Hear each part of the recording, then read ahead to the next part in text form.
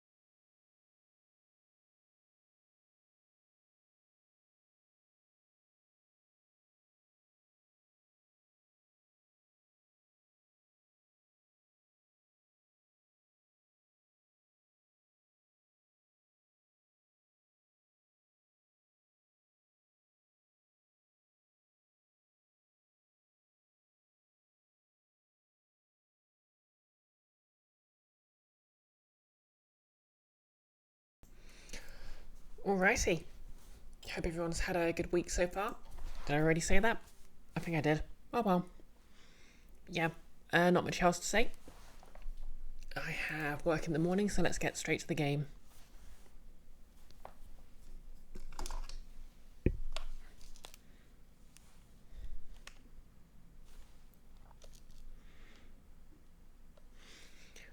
Yeah.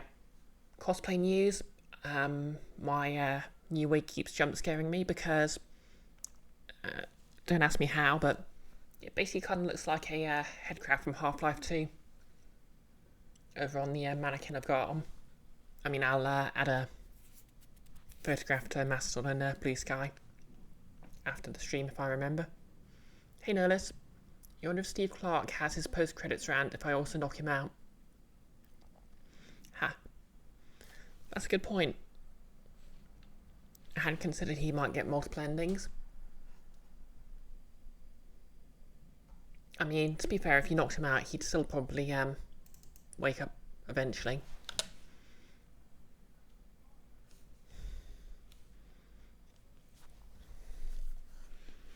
So yeah, story so far.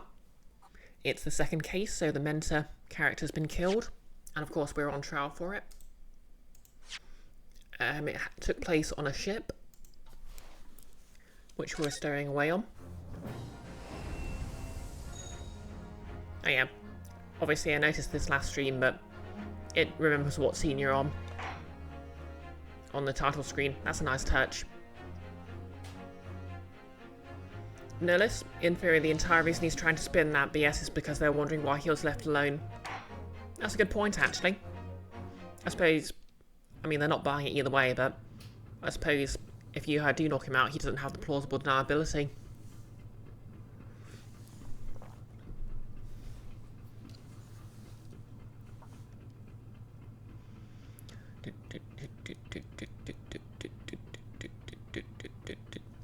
Love that engine noise. Wait, has the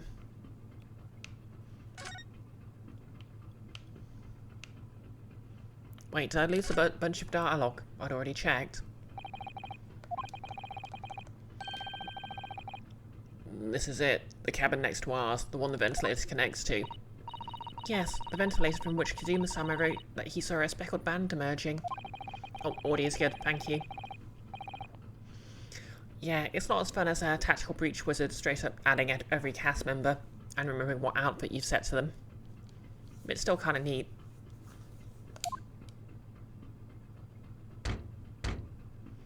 Knock knock. Oh, because we've already got the sailors to go away, so now all the options are different. Knock knock. Ellipses nuts. No answer. We're out of luck, it seems. There's no one in there to help with our inquiries. How annoying. There! What was that? It came from inside the cabin. Such a high-pitched scream. It must have been a woman. Stand aside. I knew it was him. I'm about to break the door down. Mr. Sholmes. I shan't be stopped. When the fit is on me, I revel in kicking in doors off their hinges. When the fit is on me? Is that like a Victorian turn of phrase, or...?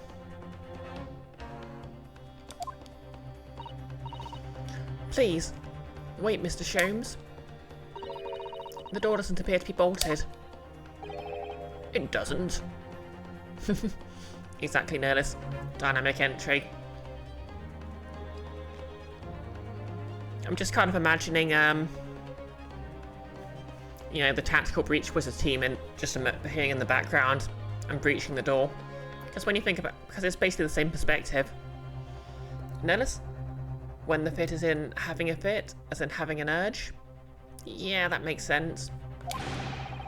I mean, I know how the deuce is a sort of a Victorian era phrase as well. Although, Family Guy sort of reminded everyone it existed. Then how the deuce can I dispatch this muscular urge? What, pray, can I kick?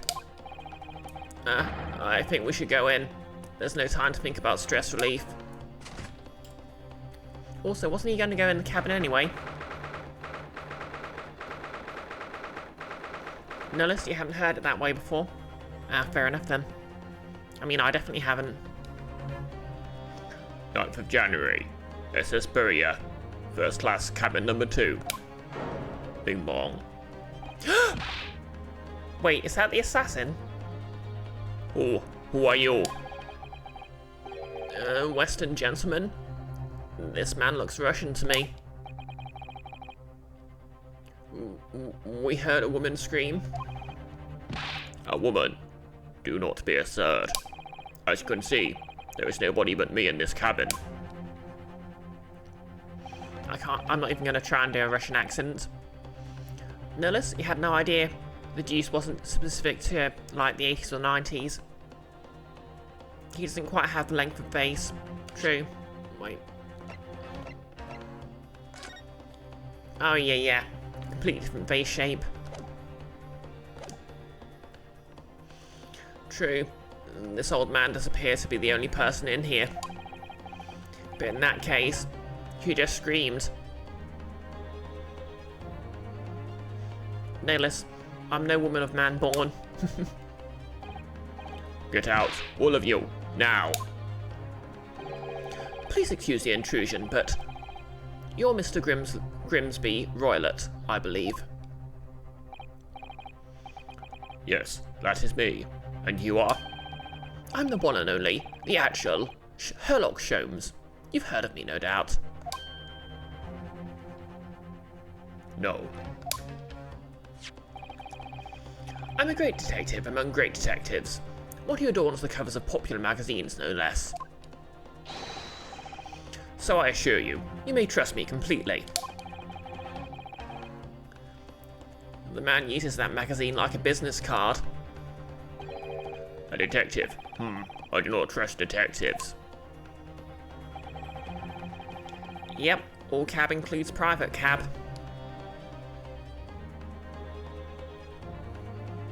I mean, private cops, not private cab. A private cab is something else entirely. We distinctly heard a scream emanating from within these walls. But there wouldn't appear to be a lady concealing herself within the wardrobe this time. What do you mean this time? I can't believe he's misgendering the clearly trans mask. Fight me. Very not okay. So it might be possible to ask you to open that small travelling case. What? Do not be stupid.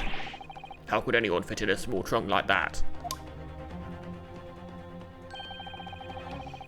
Notice, you also knew it was going to be a guy when they said it sounded like a woman's scream.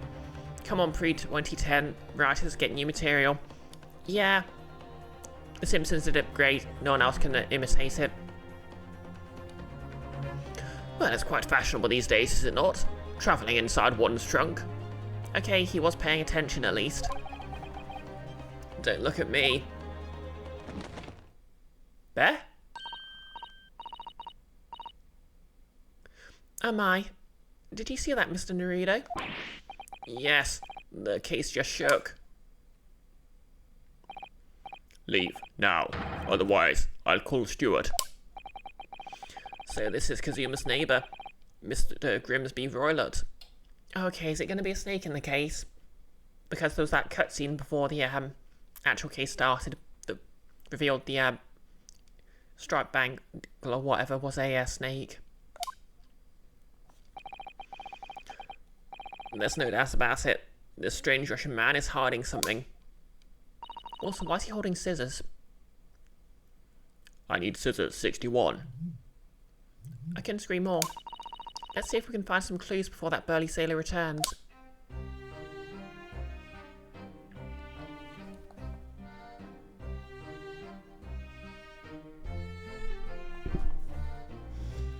Notice, Sholmes has only has room for one plot twist at a time, and it seems everything to be the last one he's encountered. Oh, the last room in his head. To be fair, the layout's the same. There's even the same shelf of books in the back.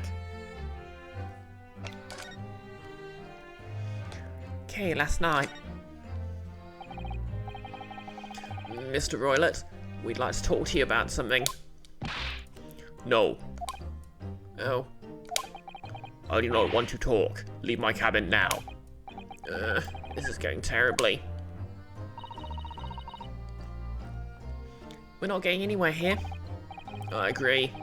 But maybe someone else who can help. Perhaps that great detective could get somewhere with Mr. Roylott. I guess he's hiding in the cabinet. Sorry, the wardrobe. Rhinos case suggested, so he just wants to try it, I guess. First class cabin. Mr. Roylott, we'd like to talk to you about something. No. Oh. Okay. This is just going to be the same dialogue then. Notice, reads new story about Russian criminal. This suspect must be him. Find somebody hiding in a wardrobe. There must be someone hiding in the next one. I mean, he'd be absolutely dangerous if he was one of those video game enemies who just chases you everywhere. So you have to hide in wardrobes. Or maybe he'd just be really good at Dead by Daylight. Okay, let's examine. Wait, is that a frickin' gun?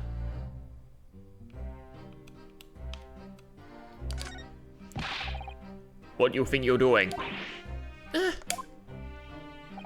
This is my cabin. Get out. Could we just have a quick look inside your travelling case, perhaps? No. What a pity. I think we're out of luck. I think you're right. There doesn't appear to be anything more we can do. I agree, but there may be someone else who can help. Perhaps that great detective could get somewhere with Mr. Roylott. You know, I think they're hinting something here.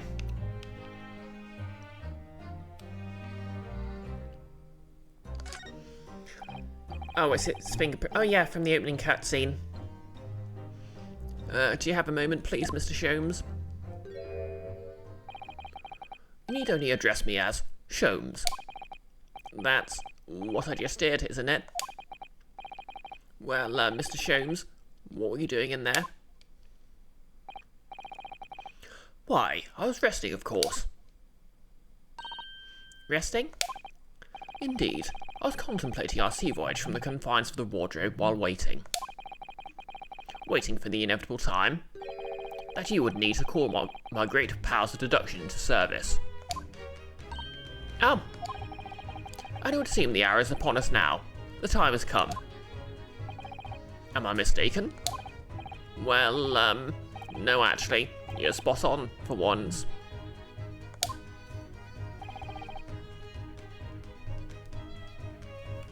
Observe closely. Our Russian host in this cabin, Mr. Roylott, is clearly trying to hide something. And you know what the most effective weapon to use against a Russian hiding a secret is?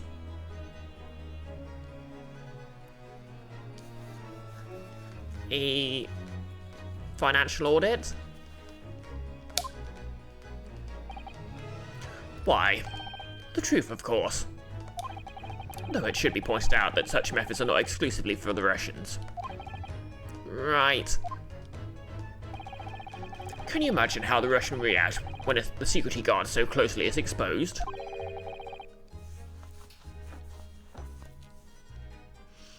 No less. Sholmes, bet you $1 you can't fit in that wardrobe with the door closed. Locks him in. Would you like to witness it? Ah, yes, please. Well then, what are you about to see may yet well astound you.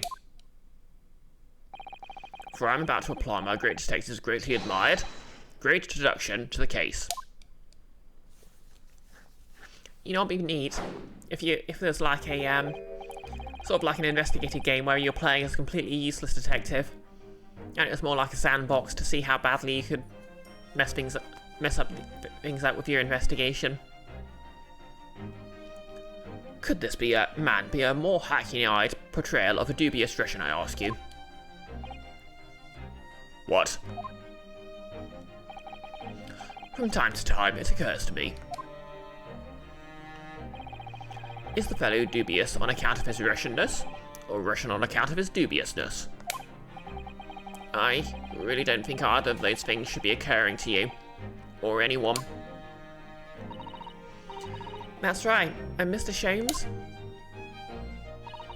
I know this man's beard and dark glasses are hard to ignore, especially on first meeting, but I once read, "It is a capital mistake to theorise before you have all the evidence. It biases the judgment." Nerlus, you've played that game actually. Gem in the mysterious mansion, on edge. Got it in a bundle, you think? Okay, that's neat. Shh! I must have complete silence.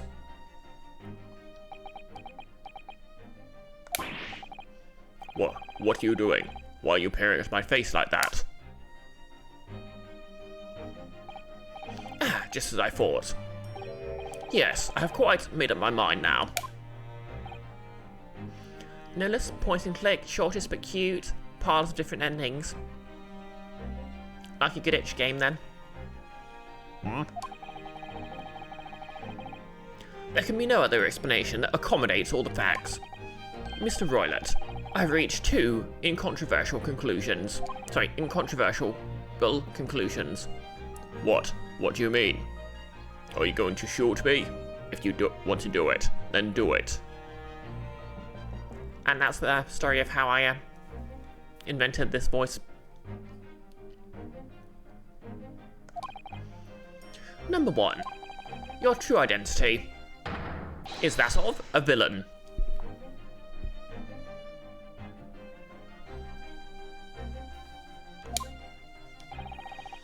Using those shears, you're about to end the existence of something most dear. Are you not? Huh? And number 2, the other conclusion I've drawn.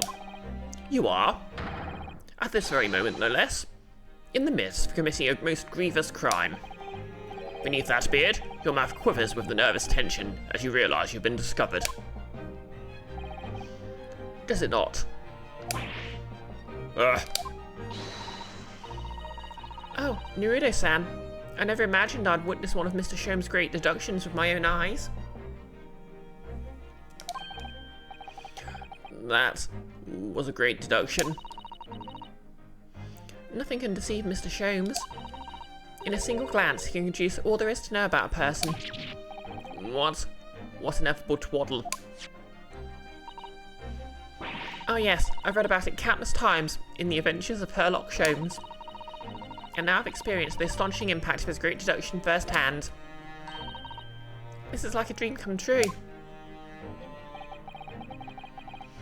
I can hardly believe it, but all the colour is drained from Mr. Roylett's face. It looks like somehow both of Mr. Sholmes' conclusions were right. Oh, how could you? Evening blades when Iris is playing. How could I possibly know such things? You wish to say? Very well then. I shall elucidate. I shall explain how it was that I arrived at this pair of conclusions. So do I cordially invite you upon a journey of logical discovery. Let us aboard the train of reasoning. Put plainly, let us work through my deductions together. The Great Deduction. The game's afoot. Topic 1. Old man's identity. Nellis, from what you've seen, that's maybe anyone running a game virus in it. Yeah, she's incredibly smart. Or at the very least smarter than anyone who runs games for her. So, the dubious-looking Russian, Mr. Roylett. Obviously, what catches the eye in the first place is the enormous pair of shears in your hand. Has he got something in his other pocket? Now we ask ourselves, what could he possibly want with such an implement? The answer, of course, is staring us in the face. You're on the verge of using the shears to cut away the copious beard you sport. Now, moving on. The question then begged is this. Why do you desire to rid yourself of this magnificent beard, Mr. Roylett? Once again, the answer is plain. We have clear evidence to shed light on the matter. Regard, if you will, this morning's newspaper. In particular, the fascinating front page article. Which it would appear you have read also, Mr. Roylett. I'm sure it needs no further clarification. The evidence that reveals your true identity is the article about the revolutionary. Oh yes, they found a bit of history. For a large part of sort of the early 20th century, it was sort of a sign of extreme unkemptness to wear a beard, full stop.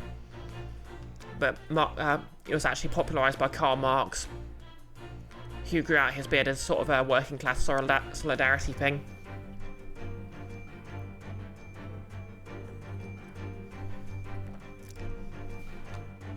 Before then, it was basically like, if you had any sort of beard, it was basically a sign you didn't have the time or money to shave it properly. In translation, the headline reads, Revolutionary Villain Bolshevik flees Russia via Shanghai. As you cannot fail to observe, the subject of the article possesses an extremely copious beard. It's a completely different beard. Having noted the article yourself, you decide to remove your incriminating facial hair before it gave you away. In short, your true identity is beyond a doubt. You are the fearsome Russian revolutionary himself, Villain Bolshevik. Not that I've heard of you myself, you understand. Conclusion. A revolutionary on the run. What a twist. Topic 2. Wrongdoing.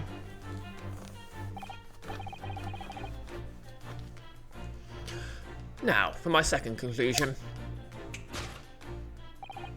You are, at this very moment, on the brink of committing a most grievous crime. And the proof of this crime, over there. Oh yes, Mr. Roylett. Taken unawares, people have propensity to let their eyes stray, you see. And I assure you, the eyes speak so much more eloquently and honestly than the mouth. The answer we seek lies where the furtive glance fails. He's got a pygmy in there. The proof of your crime sits before our very eyes. Yes, that travelling case. Notice the beard is similar, the moustache is different, face shape is completely different. Exactly. I mean, to be fair, most people would describe the moustache as part of a beard.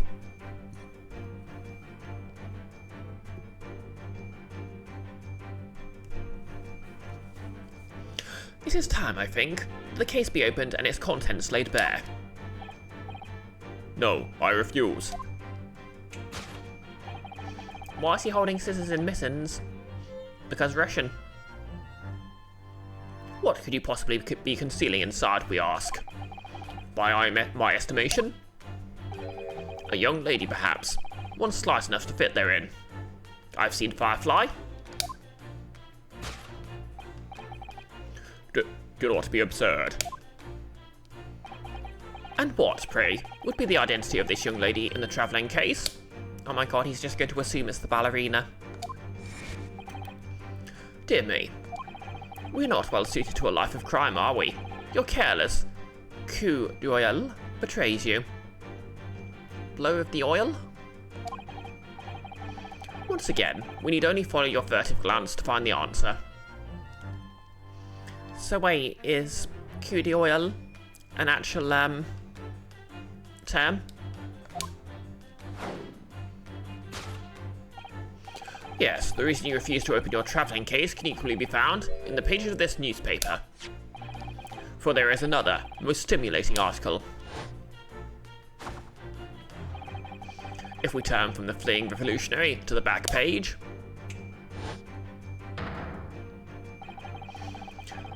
renowned prima ballerina of the Novovic Ballet disappears from Shanghai. Such a headline can lead us to but one conclusion. Your crime is that of abduction. And according to the article, the young lady's name is Nikolina Pavlova. Apparently, coup d'oeil is at a glance. Oh, okay, fair enough then.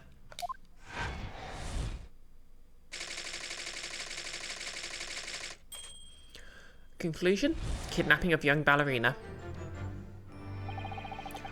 Thus concludes Sherlock Holmes' great deduction of this Russian enigma. Elemensky.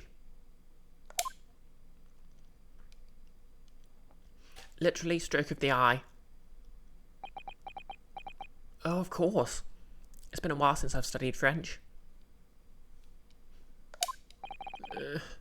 Suzasu-san. That wasn't one of the great deductions I've been hearing so much about, was it? Well, the stories are full of Mr. Sholmes' brilliant deductions, you know. But that did seem a little different somehow.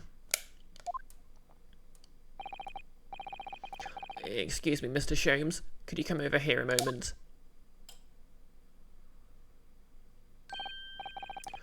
Pray, what can I do for you? It's about your deductions. Would you mind? Not at all. Go on. Well, to start with, there's the newspaper article. I think we had the same discussion before, but these two men look nothing like each other. There we go. Oh yes, I recall our discussion earlier. At the time, I believe I told you that the man is a revolutionary, well able to revolutionise his own appearance.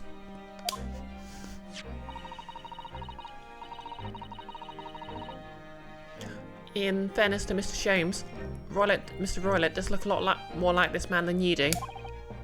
That's not the point. And another thing, the part about him abducting the ballerina. Indeed, a truly startling revelation. At first glance, the case would appear to be too small to accommodate that young woman. Not just at first glance. It is too small, clearly. You'd be lucky to fit a 5-year-old child in that case, even if you push really hard. Believe me, I know. don't suppose the missing ballerina is a 5-year-old child, is she? You mean you don't know? No, the young lady is 15. No, I didn't know. How could I? Well, if she is 15, then 10 years worth of her will be poking from the case. Some years ago, I read something pertinent, I believe. A troop of men consuming vinegar daily in order to promote a certain litheness in their bodies. Vinegar? For such a sour-bunge, it would surely be simplicity itself to contort oneself into the confines of that small case. Oh dear. Wait, oh dear. You might be thinking of contortionists in the circus, Mr. Sholmes. Yeah, this whole thing is turning into a circus. As they say in Russia, not my circus, not my monkeys. Wait, no, it's the other way round. Not my monkeys, not my circus. I guess a fun story.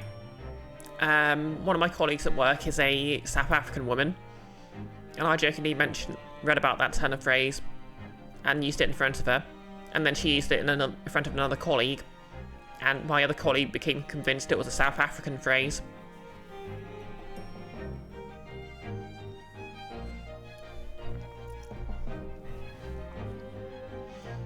Mr. Naruto, something's occurred to me about Mr. Sholmes' deductions just now. I think his powers of observation are, well, magical. His eyes cut to the heart of the matter almost instantly. It's just where he detects such tension in his logic that seem a little off. Your idea of a little may be off itself, Miss Susato. It's just one or two key words in his deductions that seem to let him down. Oh. I guess his friend who died in the opening was basically sort of helping him, point him in the right direction. So this is why he's being so ridiculous right now. So I was wondering if you might perhaps tactfully switch them for alternatives. What do you think? Switch some keywords in his deductions, like some sort of game mechanic. Yes, but very tactfully. I feel sure if we could do that, we'd unlock the true genius of Mr. Sholmes' great deduction. Precisely the thought that was going through my own mind. This man has a lot of work. At times, I wonder how anyone puts up with me. I know the feeling. It's not that funny. Ah, and you, my good fellow. Sorry. Take a moment to look at your wrists. My wrists? There?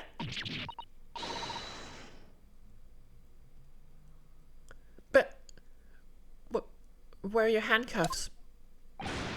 Huh? How'd it... Okay, maybe he is actually good at what he does. I felt as they may hinder your ability to follow me in our dance of deduction. I don't believe it. Mr. Sholmes, you're a marvel. And don't worry, I shall restore the shackles to your wrists when we are finished. I'm not worried. In fact, I'd rather stay like this. So, let us begin. Herlock Sholmes is proud to present his logical and reasoning spectacular.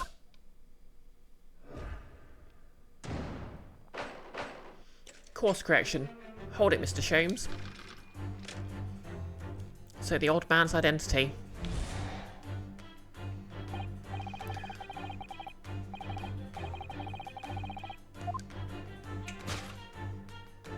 Okay, so we're going through this again.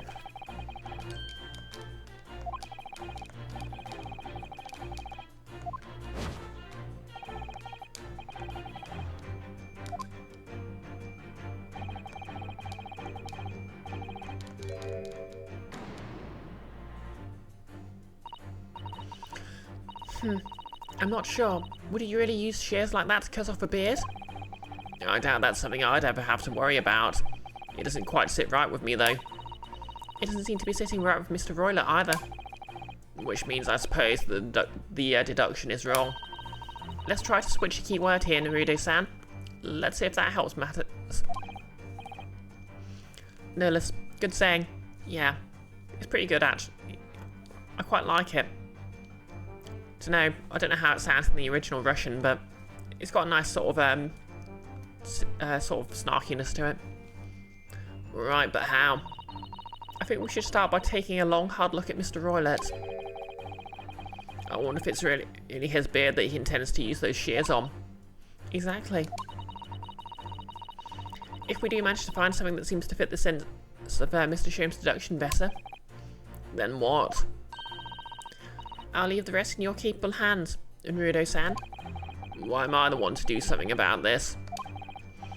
Well, anyway, let's see if there's anything we could even use to switch around in that last sentence. What exactly was Mr. Roylett really going to use this enormous shears for? What was the old man really about to cut?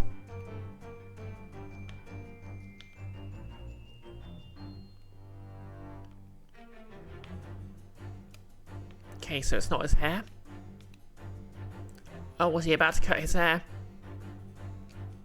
Oh wow, he's got really long hair.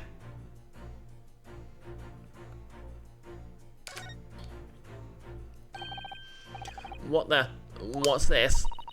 It looks like a cascade of stunning golden locks. No, the colour is not the point.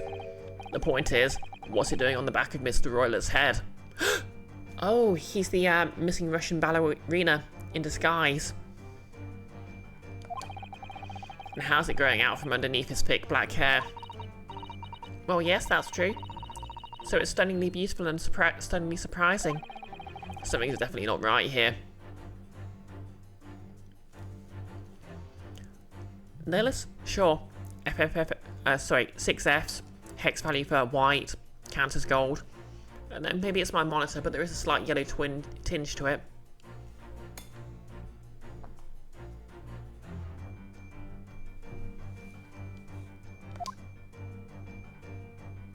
Okay. Keep that.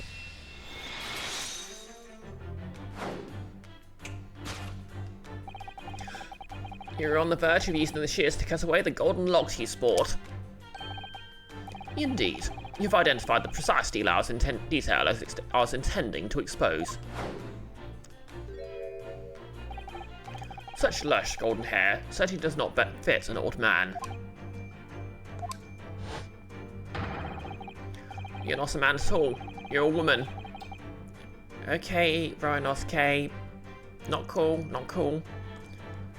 And judging from the length and sheen of your hair, one's still very much in her youth. Oh no. If only I'd managed to cut off my hair, no one would have suspected. The question then begs is this. Why do you desire to rid yourself of these magnificent locks? Once again, the answer is plain. We have clear evidence to shed light on the matter.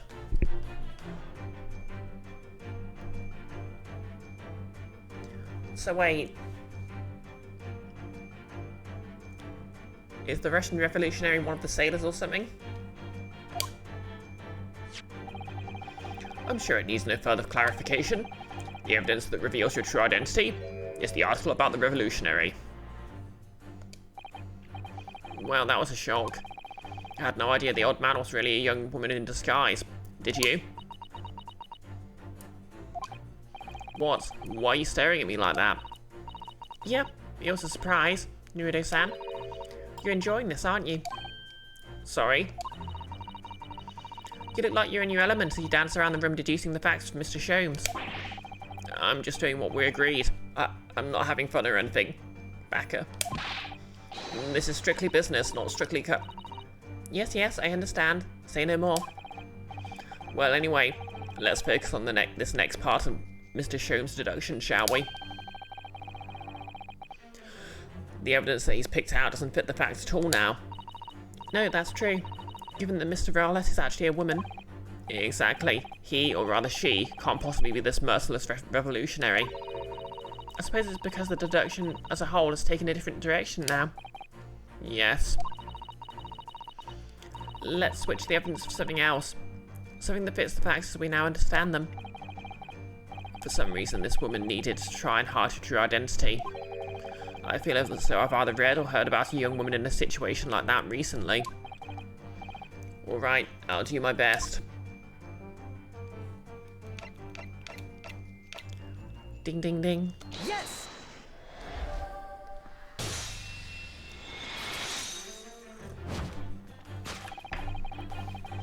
The evidence that reveals your true identity is, of course, the article about the ballerina.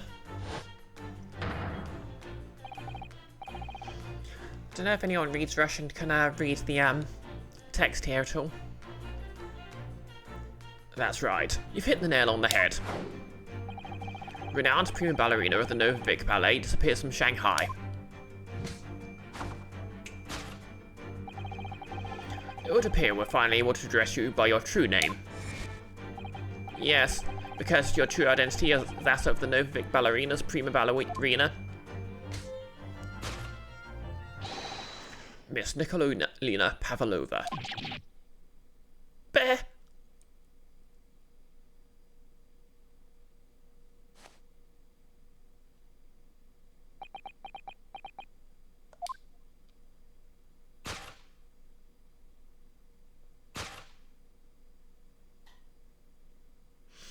And her nose just shrinks as if by magic.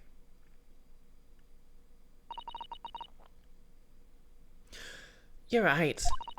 My real name is Nikolina Pavlova. I don't know why I keep adding the A there. Nikolina Pavlova. But please, I beg you, don't tell anyone.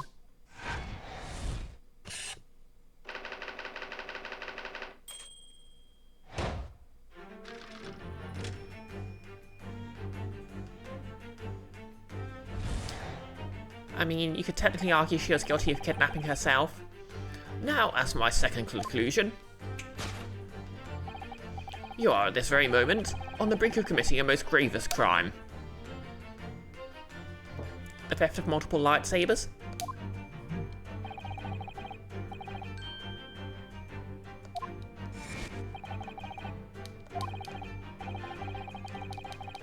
I can skip through this text because it was the same as a couple of minutes ago.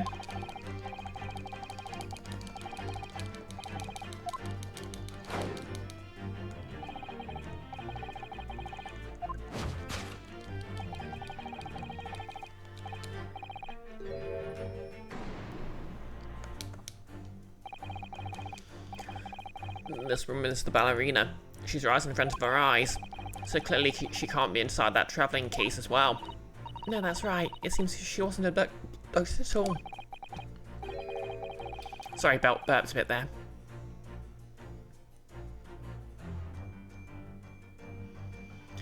Notice not to be keep on pronunciation, but according to web searches, Naruto has all the 4 syllables pronounced. The use of an apostrophe thing is contextual. Okay, so it's Naruhodo? Or is it Naruhodo? It doesn't disappear from his surname like the first name. Oh, seen a bit nervous. I can see I'm going to have to step in and fix the great detective's mistake again. You seem to look pleased, Naruhodo-san. Sorry, Naruhodo-san. Do you like the idea of another chance to dance around with Mr. Sholmes? Stop it.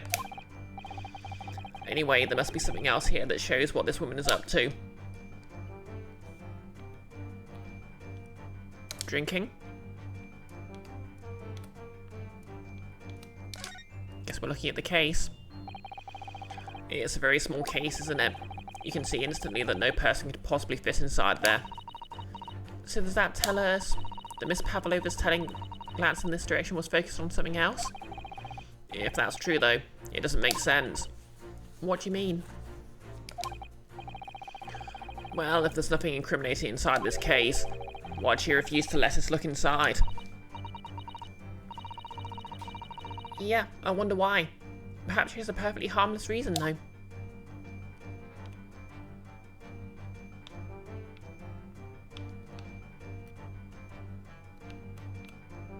Tiara?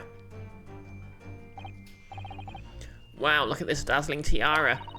I've never seen anything like it. Are those real diamonds, do you think? Oh, okay, she's on the run with the tiara. Oh, Naruhodo, so... Naruhodo. Naruhodo. San, try it on. I cannot speak words right now. What, me? Isn't it usually girls who wear tiaras? Wouldn't you like to try it on? Oh no, I couldn't possibly. It's far too beautiful. Why does this tiara look familiar? I feel like I've seen it somewhere but recently. Okay, that has to be it then. But let's just look around in case there's something else. In the bin. The waste paper basket. Let's have a little look inside. Naruhodo-san. It's poor etiquette to go sifting through someone's rubbish, you know. Those eyes. She's looking at me like I'm a piece of rubbish now. However, these are special circumstances, I think. Exactly. We have no choice.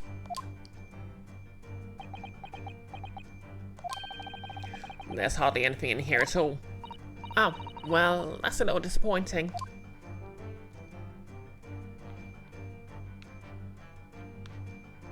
Okay, I guess it's the tiara then. Present.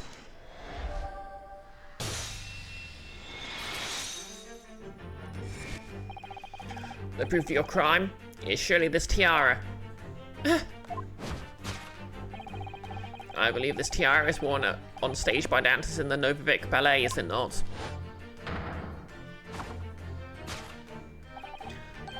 Indeed, it would appear to be identical to the tiara pictured here in this newspaper article. And if the reporting is to be believed, it's an item worth 20,000 rubles. In summary, what's the conversion rate on rubles anyway? The crime you have committed is theft. Oh no.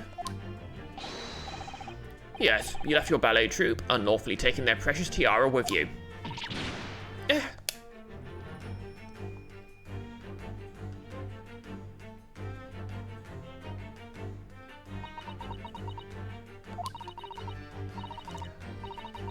I have no one, no family, no friends. I'm all alone, and I need money. But I did not steal the tiara. It was a present from, how do you say, an earl of Prussia. It belongs to me. This girl is only 15 years old, and she's run away all by herself. She must have been extremely lonely.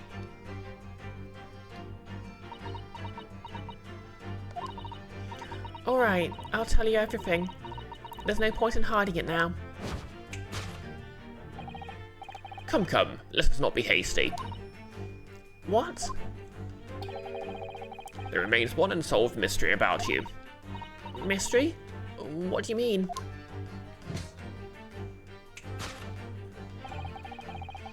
You have staunchly refused to open this travelling case of yours in our presence. It's got a snake in it, hasn't it? It is reasonable to conclude, therefore, that there exists some reason why you wish it to remain closed. Is that not so, Miss Pavlova? My dear girl, there's no sense in playing games with me. Nothing escapes my attention.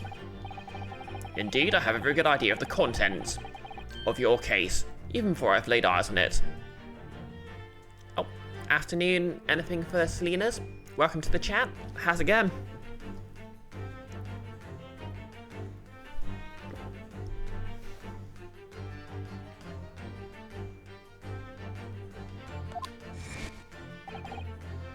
Dear me, we're not well suited to a life of crime, are we?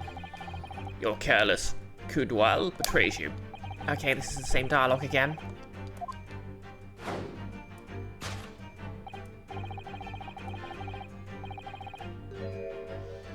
Yes, the reason why you refuse to open your case is written on the books in the shelf. He's completely changed tack with his deduction now. I think Mr. Sholmes is adapting his logic to the changing circumstances. Don't you? Maybe. But why has he suddenly brought the bookshelf into all this? It's just a wild guess, surely. Do you think so? Well, it doesn't seem likely that the reason why this young woman doesn't want to open her case would have been written in a book that doesn't even belong to her. Yeah, that's true. But still, Miss Pavlova certainly did cast her eyes in that direction. I noticed it myself. There has to be another reason why she wouldn't open her case. And it must be somewhere in the same area, if that's where her gaze was involuntarily drawn. I agree. That's the only answer. Whatever she has hidden inside that case should be revealed by following her gaze in the direction of the bookcase. Oh, welcome back, Nihilus. How's it going?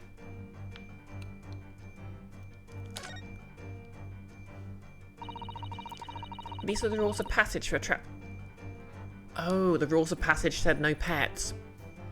She's got her pet snake in there. These are the rules of passage for travel aboard the BisectedBrioche. Passengers must not keep weapons or other dangerous objects in their cabins. Pets are also strictly forbidden. Just doing laundry? Heck yeah. My laundry day's on Sunday. And there was exactly the same notice in our cabin too. I wonder what happens if you break the rules. Oh dear, I'm sure the punishment will be severe, Naruto-san. You'll probably be left adrift in the freezing cold ocean, or shut inside a tiny wardrobe for days on end. So I've actually been serving time for weeks now, have I? Oh, thank you for the lurk, Salinas.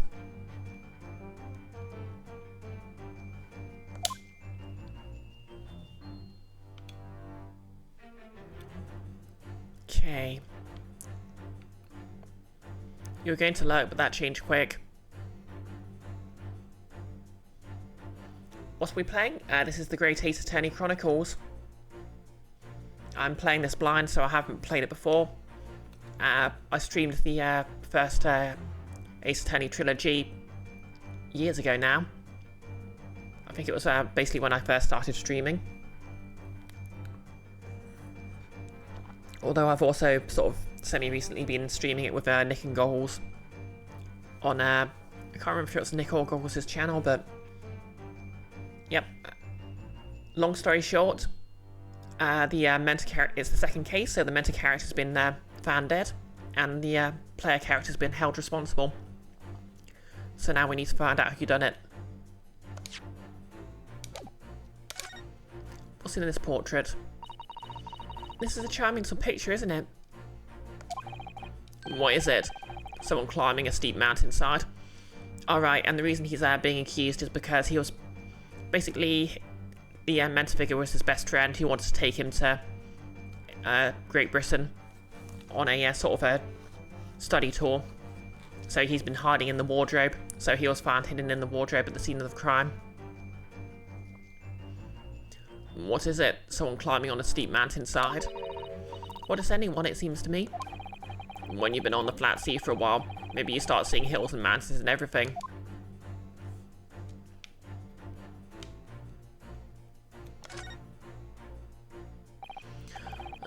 It looks like these are all the same books that we have in our cabin. I suppose the steward likes to make sure passengers have plenty to read for the long voyage. And, have you noticed how all the books have fallen over? Just like in Kazuma-sama's cabin? It's almost like someone's taken a sweep at them. Maybe Miss Pavlova, while she was practicing her ballet. Anyway, the point is, we don't have enough time to look for all these books at the moment. We couldn't if we wanted to. They're all in Russian. Yeah, the thing about Russian is it's a quick read. Well, that's a relief. Let's try our luck elsewhere. Okay, present. Yes!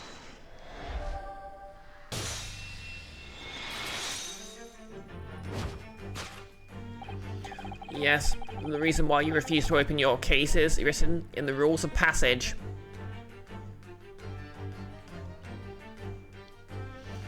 No, oh yeah, I read your comment earlier. The U in Naruto Hodo isn't dropped like Ryonosuke.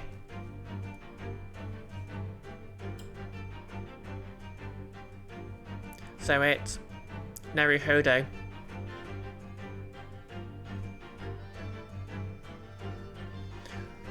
I'm so bad with pronouncing names.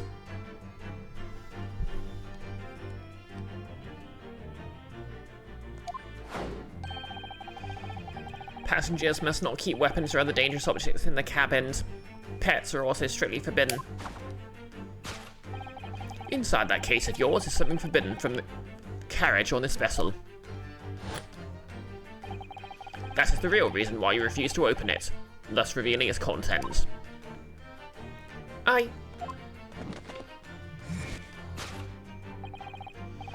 As we've seen, the trunk wobbles from time to time, but no weapon or other dangerous item would move of its own accord. Unless this was a fantasy setting where you had a living sword, I guess. Which leaves but one possibility. Miss Pavlova, inside your travelling case. Snap, snap.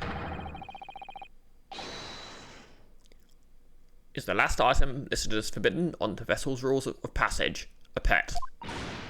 Yeah.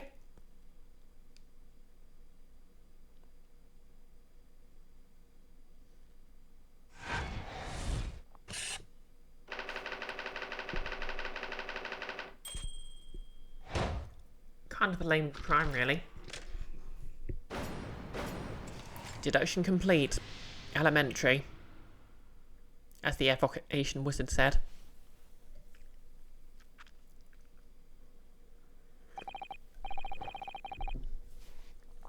So clearly, you aren't who you said you were.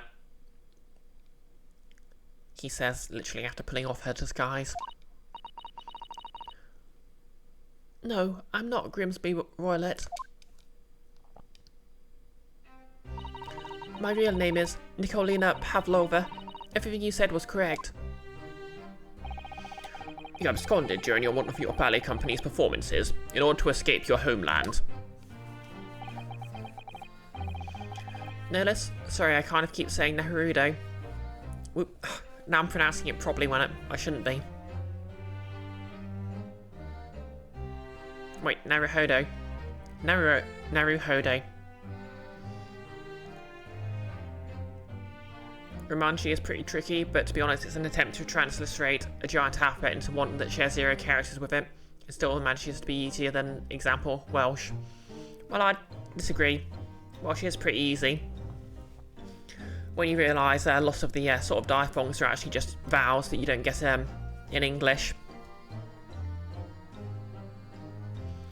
So, like, when you know the double L is actually pronounced, like, the same as the CH in lock.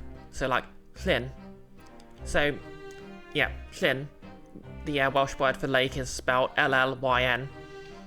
But it's actually, the L-L is actually like a Llyn. Llyn.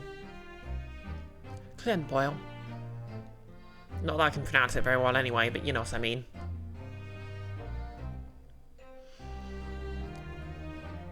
And like W is being used as a vowel most of the time.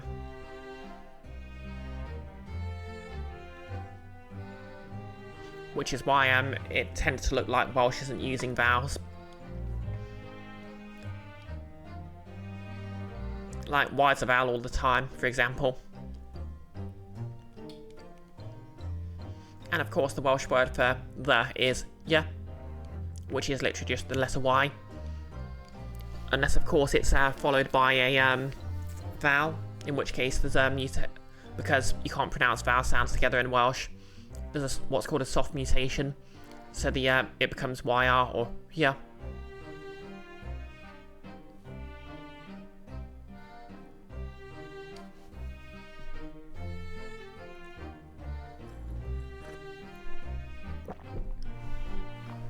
Hang on a second, I'm just going to put on some lip balm because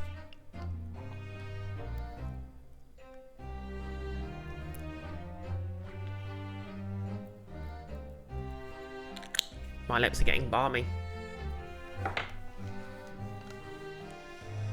Later that same night, you stole aboard this vessel, which couldn't have been easy. The Barrier is a huge steamship with a vast crew. Could you really have snuck on board without being noticed? In order to obscure your true identity, you somewhat recklessly took the guise of an old gentleman, and you intended to sever all links with your past by severing your long hair.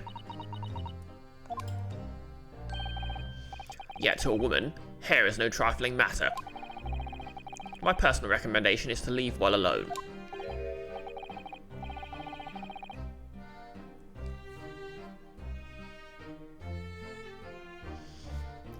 Seriously, Sherlock, stop being so judgy. She doesn't want to have her hair long, she doesn't have to have it long. So if it was just you about to cut your own hair, who was it that let out the scream we heard from outside the cabin? That veritable tinkling of a bell? Why, no other than this young lady, naturally. More like a full set of pipes, if you ask me.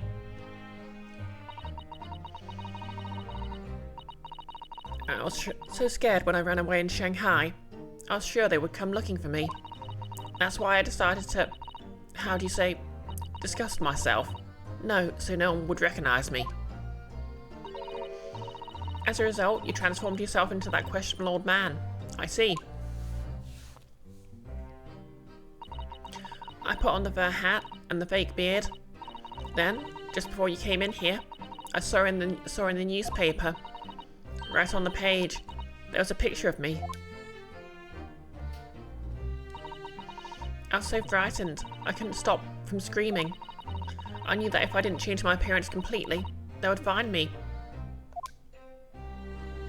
I mean, to be fair, if she was bothered, she could have just tied up her hair and hid it in the hat. That would be a lot easier. So I decided to cut all my hair as fastly as possible. I picked up the scissors in my hand and... At that precise moment, we walked through the annoyingly unlocked cabin door. Things happen like that sometimes, don't they? Things do indeed happen like that, from time to time. Are those two even talking about the same thing? There's just one more thing I'd like to know. What exactly do you have inside your travelling case? Ellipsy's nuts. You're right, it's my dear friend inside. My only friend in the whole world. Notice, she could have even tucked her hair under the coat. The wig would have completely covered it. That's true. Master of disguise, she is not. Please, don't tell anyone. If the captain finds out, if you say to any of the crew... Your secret is safe with us, I assure you. But in return... you must tell us, in as much detail as you can muster, about the events of last night. Yes, alright, I'll tell you. Well, Mr. Naruhodo, wasn't it something? Mr. Sholmes' great deduction? It was certainly something, yes. I'm just not entirely sure what. But at least Miss Pavlova has agreed to tell us what she knows. That's incredible. Indeed, it is incredible. Ah, and one more thing. I thought he was Sherlock Holmes, not Columbo. Oh yeah? What? Observe your wrists. Okay, the handcuffs are back on. And that's how they avoided having to do another set of animations, I guess. Oh, your hands are cuffed again. No less. Well, I let my pet snake, which is highly venomous, out of the case. Yeah, I mean, it has to be a snake because of that. I mean, there's that cutscene at the start of the case, but how do you keep a pet snake in Russia? Like, unless you had a very well-equipped terrarium, the poor thing's gonna freeze. True to my word, I've restored your shackles. When and why? There's still a shadow of guilt cast over you, Mr. Naruhodo. I'm sorry to say, it can't be helped at the moment. Can't it? Really? Anyway, let's listen to what Miss Pavlova has to say. I can't go on not knowing. I have to find out what the speckled band that Kazuma-sama wrote about in his diary really was.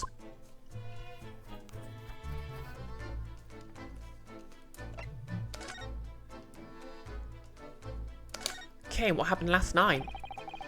Did you know that someone was killed in the cabin next door to this one last night? One of the crewmen told me this morning when I was eating breakfast. The man who died, he was a friend of mine. Oh. That's why we're trying to find out what happened. Did you notice anything unusual last night? Perhaps you heard a strange noise, for example. Perhaps people talking? Perhaps the ship was absorbed in a wild tempest. Perhaps its steam engine exploded. Fuck.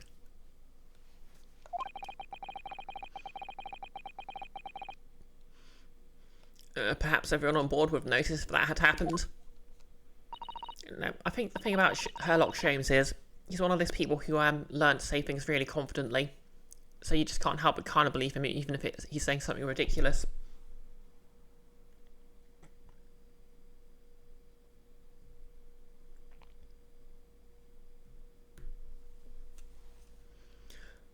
Miss Pavlova, is there something you can tell us?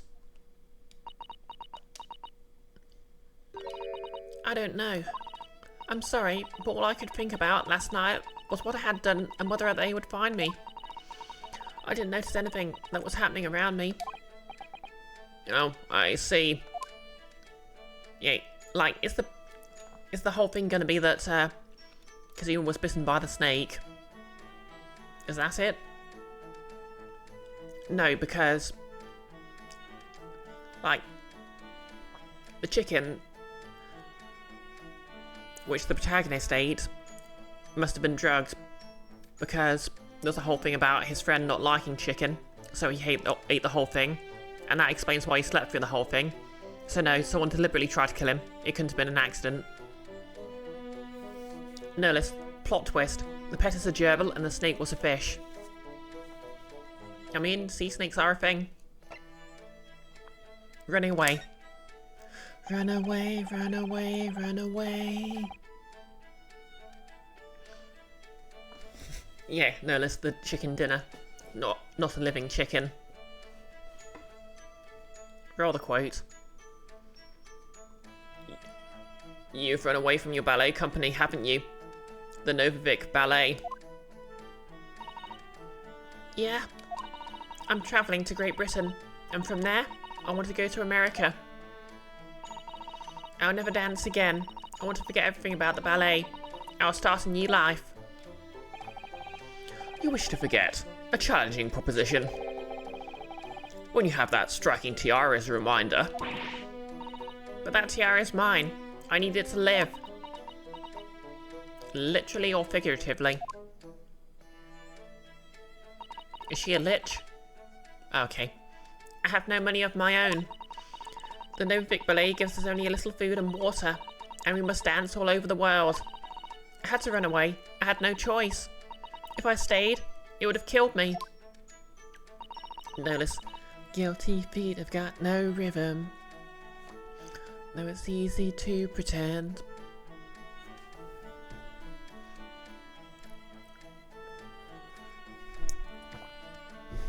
Really knocked me for 6 when that showed up in the middle of Nimona. So you ran away to protect yourself? Yes, and the crew of this ship. They've all been kind to me. They knew? They let me come on board, and they said I could hide in this cabin. That is indeed the truth, Miss Pavlova. It creates a most intriguing conundrum. Okay, so that's what the crewmen were hiding. That explains everything. Yes, it does. What do you think about it, Mr. Naruhodo? Me? Oh, well, yes, of course. I think we should hear Miss Pavlova's explanation. To what conundrum, I'm not sure, but... Conundrum is such a great word. It's also what a barbarian hits when he wants to make some noise. Notice? Girl, I assumed you were rich. How the F do you keep a snake? Don't you need heats and lamps? Yeah, I was saying that earlier, no less. Like, if you're keeping a snake in Russia, surely the whole poor thing would freeze. And like, travelling's even worse. Like, Shanghai isn't particularly warm either. Unless that has a very, advanced suitcase. Like, and to be fair, keeping a snake in a suitcase like that can't be kind. Miss Pavlova, allow me to pose you a riddle.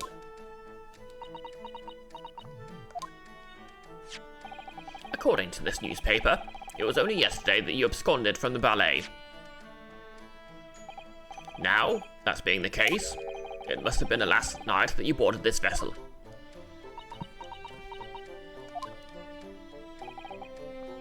However, the BisectedBrioche stopped by no port last night.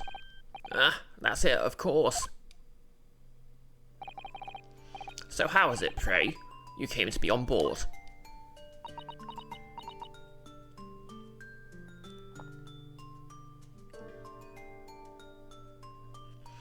Unless you're thinking, like, surely not all of Russia is that cold all the time.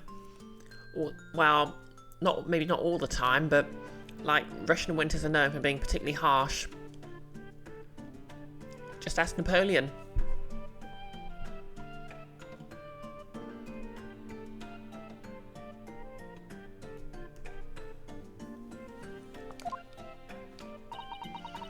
Now that I think about it, the crewman outside the cabin acted very strangely when we mentioned that.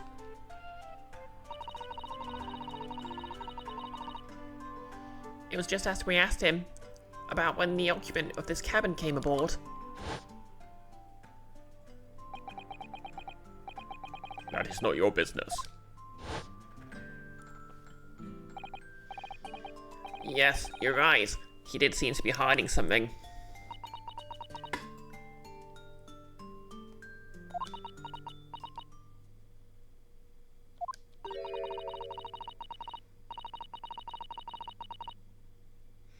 An angel descended from the heavens, bringing grace and beauty to the stage.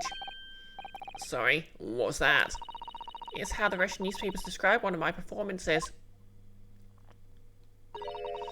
And that's how I came here too.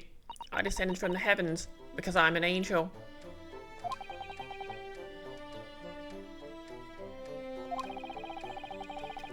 Considering English isn't your mother tongue, your description's very vivid.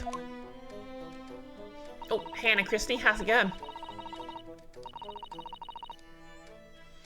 Oh yeah, how are you enjoying Veilguard? I mean, I have my criticisms about it. But, especially some of the writing, but I do appreciate they've made an attempt.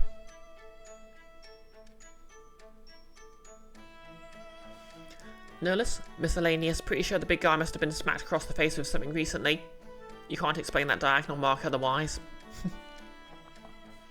Maybe he just likes slapping himself to keep himself awake. Mr. Sholmes once said, I can never resist a touch of the dramatic. It seems Miss Pavlova is the same. A genius descended from the heavens, bringing grace and beauty to detection. Words once said about myself. Magical girl meets, great detective.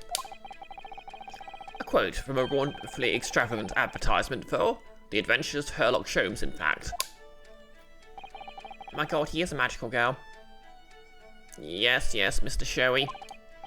Anyway, it doesn't look like Miss Pavlova is going to tell us what really happened.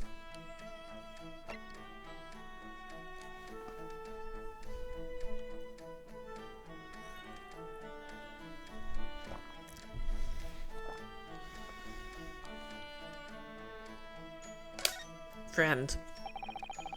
So the friend you mentioned is inside your travelling case, is that right? Nullis, or maybe he laid his face on his arms to take a nap. You've done that. You don't know if it leaves a mark on the face, though. I mean, it could do. I don't think animals are allowed on board according to the rules of passage. Oh, please, don't tell. Don't tell any of the crew. If they found my precious... Yes, my precious! Then the burly Russians would bestir themselves in unison to throw you and your case overboard, no doubt. So reassuring, Mr. Sholmes. But what sort of pet is your friend? A little puppy? It is, isn't it? She is determined to pet the dog. Maybe an adorable little rabbit. It's an effing snack. A danger noodle. Ha! You credit Drescher as a land of small rabbits, do you? Oh, don't they have small rabbits there then? You may well ask. I have no idea.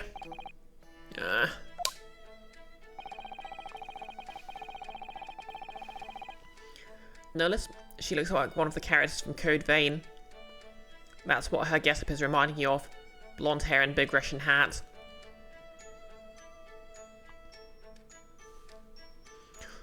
You two are miserable bunglers when it comes to understanding the nature of young Ballerina's friends.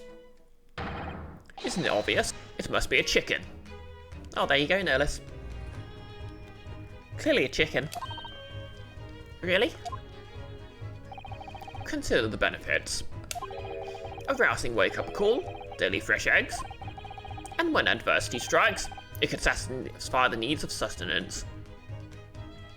Shows you can eat anything. You can even eat a person if you need to. So you'd eat your friends? I'll remember that.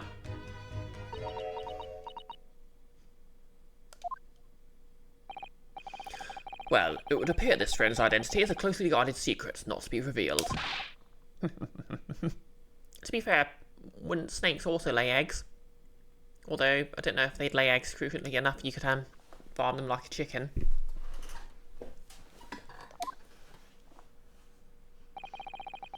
She obviously doesn't quite trust us yet. There's something I should like to show her, I think. Maybe she might be able to shed some light on it. Okay, well, let's do an examine.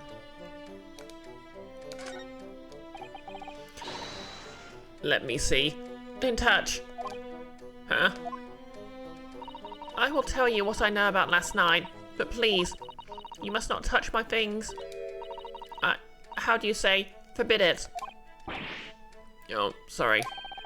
As well you should be, young man. What vulgar manners you have. Poking around in the young lady's private belongings. Neither shall I allow it. Hypocrite. Okay, so I can't look at anything yet. Nerlis, also a formidable defensive weapon. Just hold it in front of you and trick your assailant into hitting it thrice. I get that reference. Okay, so we need to present some stuff.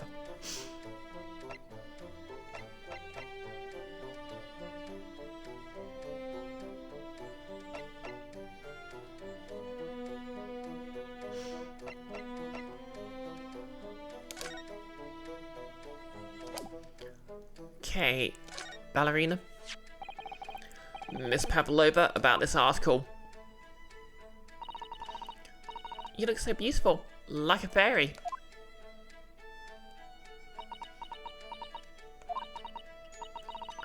I'm scared. If my picture is in the newspapers. You poor girl. She is so young, just 15 years old. Perhaps for her to have run away all by herself. She must have felt very, very alone. Okay. Kazima's diary, maybe? This is the diary of my friend who passed away. Oh wow, she looks angry now. His diary? Yes, he wrote it last night before he died. Something a little unusual. It reads, 1:23 AM. I can hear a faint whistling sound. And then a few minutes later, 1:35 AM. What looks like some sort of speckled band is dangling from the ventilator grill. A speckled band? I don't understand. It's strange, isn't it? But the ventilator you mentioned is joined to this cabin, you see. It's up there on the wall. In other words, this cabin and the victim's cabin are connected together.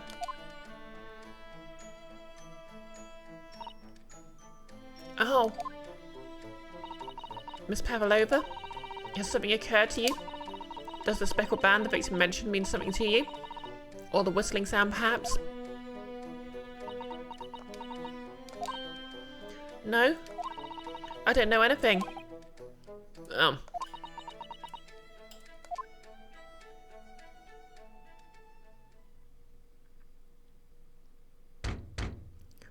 Knock knock.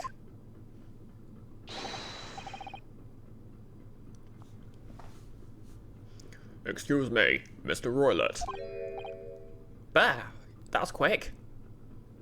Yes? What? Wow, she's fast. Captain would like to speak with you. You must come to Captain's quarters at once, please. All right, I will come now. Are you going to snip me? If you're going to do it, then do it. What? You must leave, now. Oh no, it's fine. Don't mind us. Yes, please don't worry yourself, Mr. Roylett. Get out.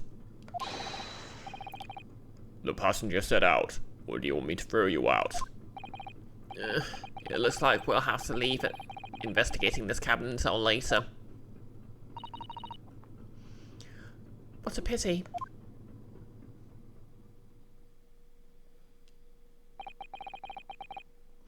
Notice he's got 2 stripes across his face. What he gets smacked with. What indeed. And so we lost our chance. Having still not managed to investigate Miss Pavlova's cabin, we were unceremoniously chased out. That is to say, we were quite literally picked up and thrown into the passageway outside. Damn. To be continued. What is it? 1 hour 25 minutes. We can keep going.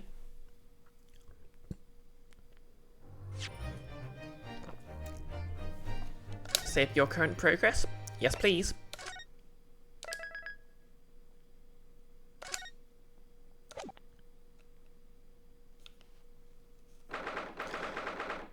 January, BisectedBrioche, first class cabin, passageway. I wish we hadn't been thrown out like that. I wish we'd managed to find some clues as to what that speckled band might be. We didn't manage to investigate at all. And I imagine that we won't be able to for a while longer. We'll never get past that sailor guarding the door.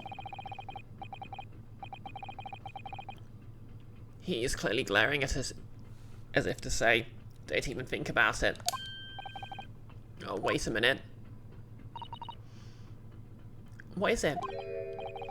Well, what happened to our great detective friend? Where'd he go? Oh yes, he's completely disappeared. When'd he do that? He slipped away as quietly as the wind, but not before ensuring these were securely back on my wrists. Can't they just ow. Can't they just climb through the air vents? Okay, let's see if there's anything new.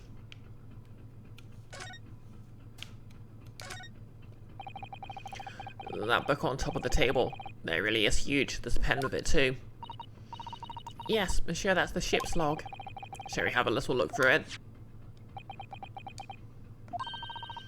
No, the writing is so neat and precise. Every detail about the voyage has been meticulously recorded. You wouldn't expect a rough and ready sailor to have such beautiful handwriting. Anyway, look here. Last night's log is mostly blank. Presumably that means there was nothing to report.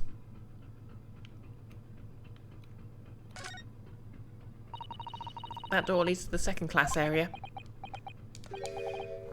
It's locked. I can't open it. No? Well, that stands to reason. Needs a stretch. No one wants to let the murderer escape. Gosh, she gave me a very stern look when she said that. Okay, I already read that. Whoops.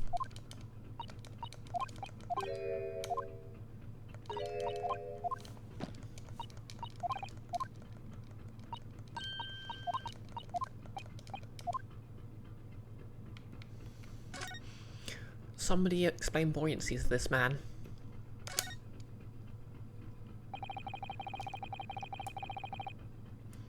Nullis, the air vents of the rooms are on the same side as the respective rooms. Are they supposed to connect directly or not? Then Ecludian asks ship. Actually no, because you're facing the door in both rooms, and it's in the cabin we started in, it's on the left, and in the other cabin it's on the right, so it fits. I really wish we'd had a chance to look around Miss Pavlova's cabin. What? Why you look like that? You want something? Maybe you want me to throw you out again? No, definitely not that. Next time I have to throw you out, I'll show you where lobsters spend winter. Understand? Understand. I thought we were facing the door in Pavlova's room anyway.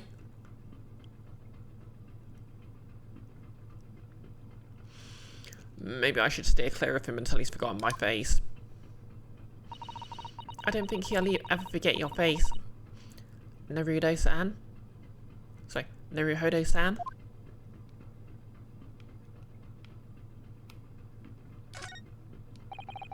First class cabin number 1.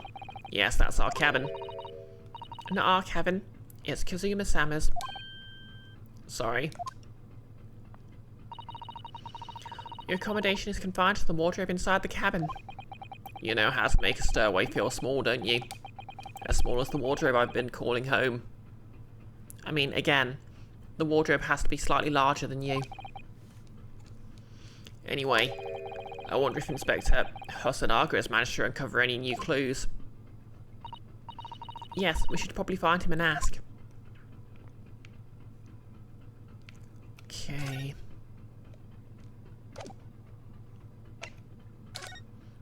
Back to the cabin, I think.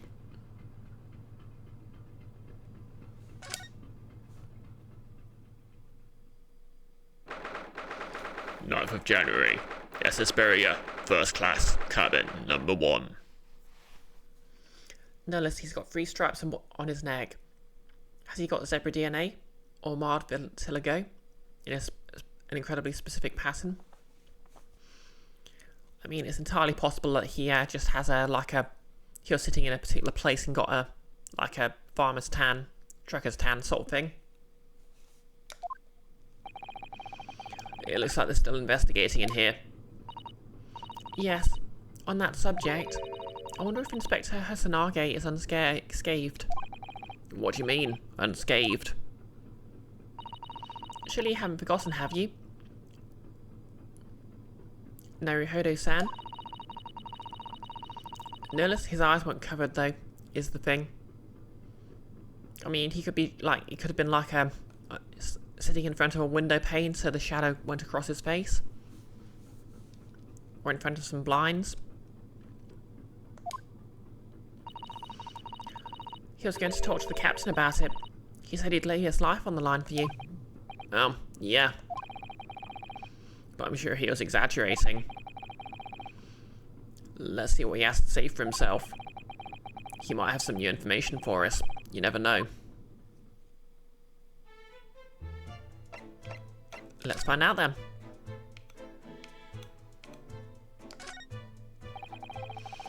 This is where Kazuma spent his final moments, writing his diary. 1:23 AM. I can hear a faint whistling sound.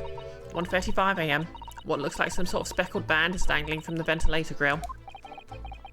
Looking at his writing here on this page, it's almost impossible to believe that he's gone. Kazuma-sama left us a valuable clue in these words, I'm sure of it. We have to solve this mystery, Naruto-san. Naruhodo-san?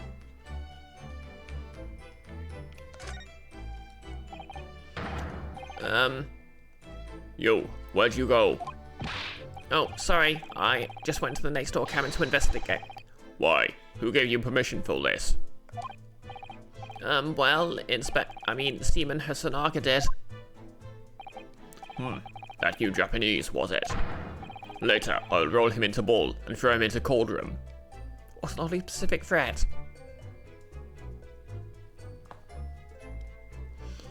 Notice blinds could do that at the right angle, maybe really big and widely spaced blinds. Maybe a ship window that has like this metal blinds. Yeah, maybe.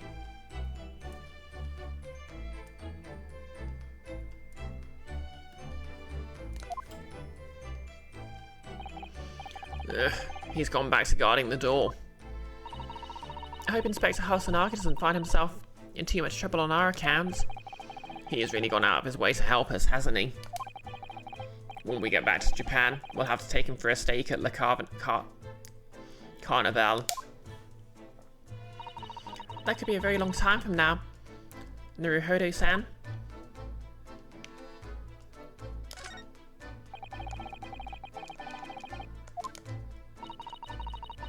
Okay, rules again.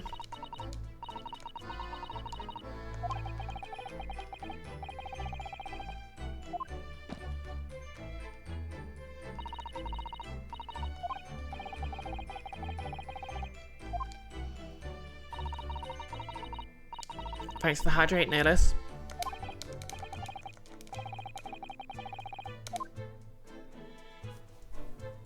And the posture check.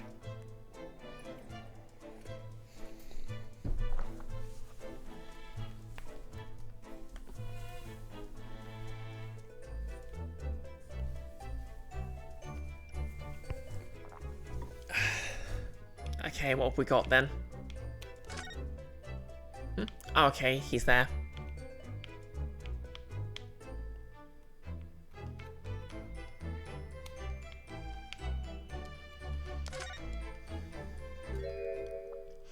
Oh, damn. Ah, you're back. Oh, you're back. Inspector. What happened to you? Your face is... Please don't worry about it. They're just scratches. Made by a bear, maybe. When I told the captain that I'd given you permission to investigate, he told me he'd pummel me with his fists and then toss me overboard. What? But the pummeling was over in a flash. He must have decided against throwing me overboard. So it was nothing, really. Jesus. It looks like he wasn't joking when he'd lay his life on the line if he had to. Well, thanks to your efforts, we know a little about the neighbouring cabin. Yes, so I understand.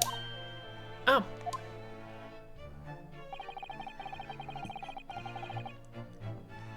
I bumped into a man claiming to be a great detective a little while ago.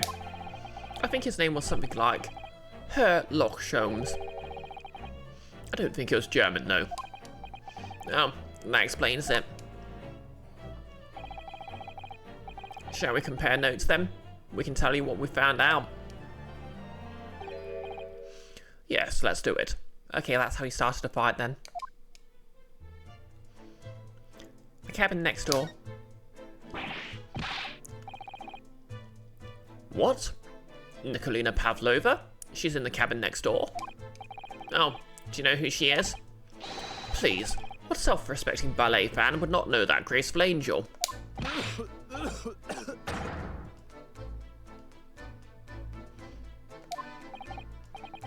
Oops, I think I upset him there. Well, that tells us that the neighbouring cabin is unrelated to the case at least. Oh, how? Because angels don't go around committing crimes, do they? You know, I cry when angels deserve to die.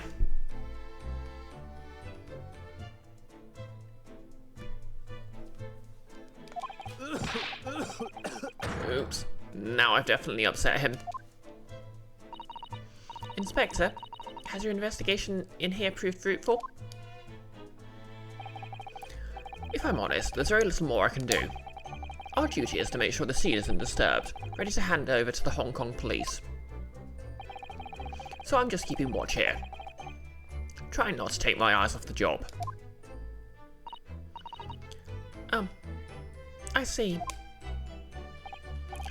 Oh, there is one thing. I do have a small piece of new information for you. Oh, what? Yes, do tell us, Inspector, please.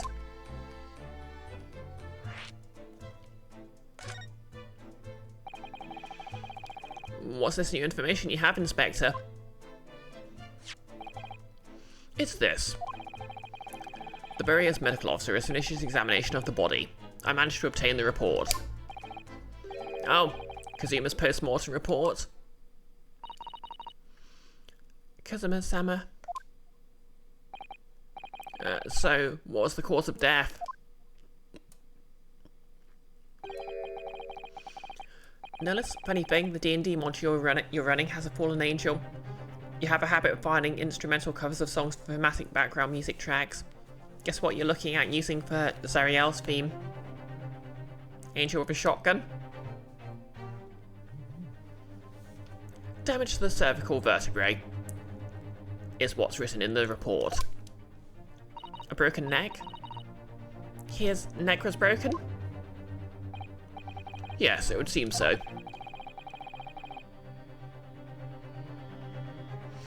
Yeah, it was a...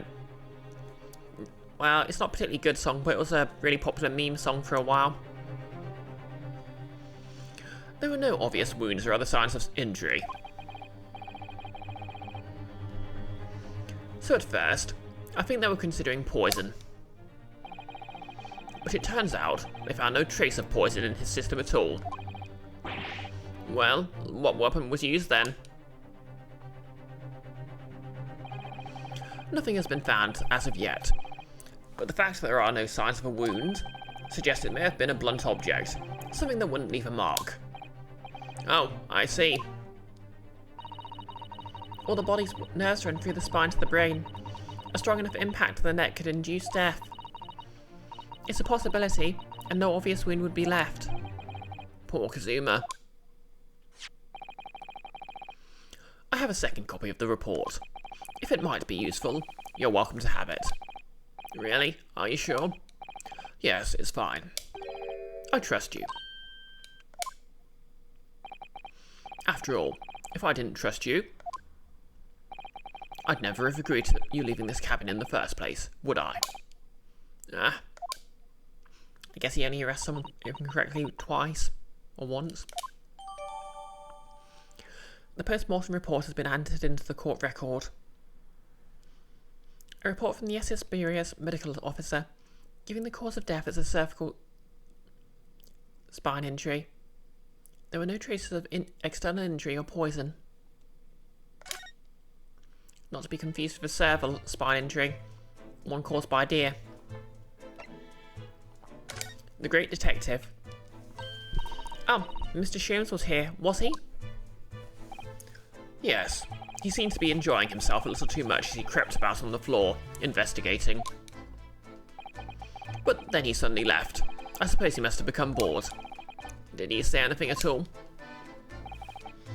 Actually, now that you mention it, yes. Just one thing, but he practically shouted it. It's shoe polish, was all he said.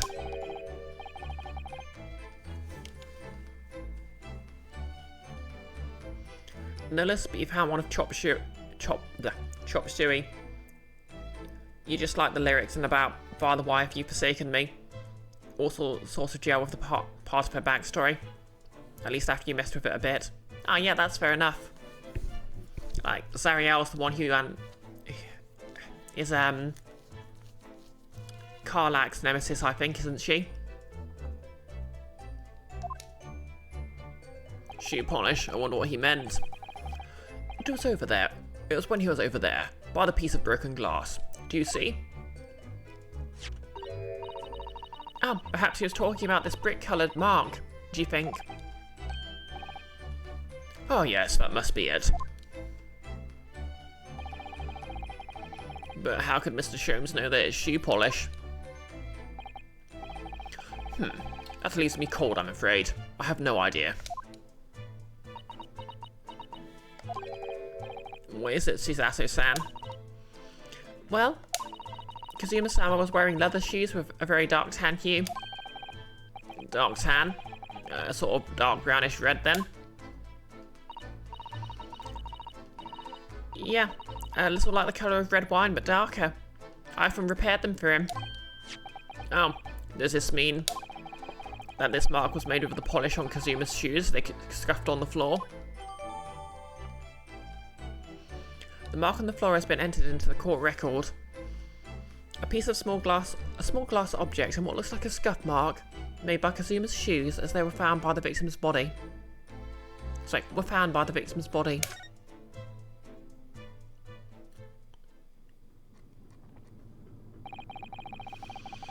That's really all I can tell you at this stage. I should return to my post. My fellow crewmen's eyes are boring into the back of my head. Yes, that might be for the best. Thank you.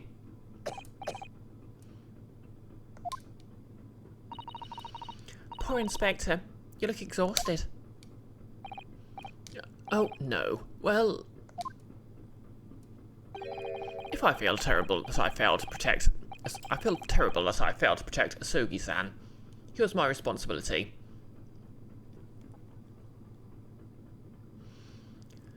Notice you have no idea about her in Baldur's Gate 3, but possibly.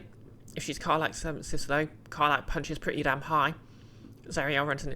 Yeah, I think she was basically the, Lord of Hell who basically had Karlak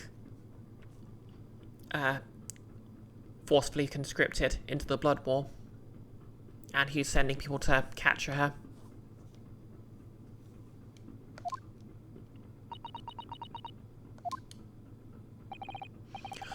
Of course, my pain is nothing compared to yours. You're his friends. The truth is, obviously I haven't got to that part, but she's basically got an infernal engine, which is basically like a demonic motorbike engine, replacing her heart.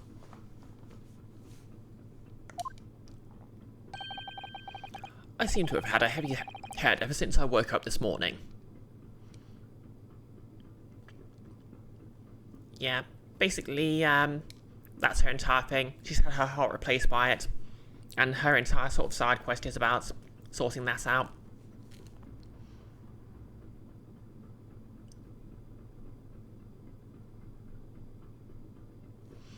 You have heard about Karlak's Tony Stark pacemaker thing. Yep, and what's more, you can give her soul coins, which the motorcycles in question run off, to give her a super mode.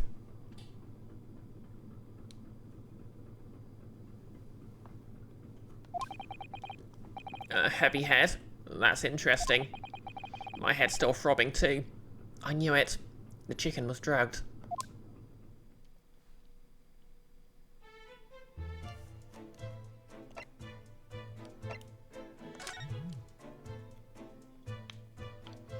Okay, anything else? So this ventilator joins to Miss Pavlova's cabin. Yeah, that's right. And just a few minutes before he died, Kazuma saw something emerging from it. Thanks for the quote, Nelis.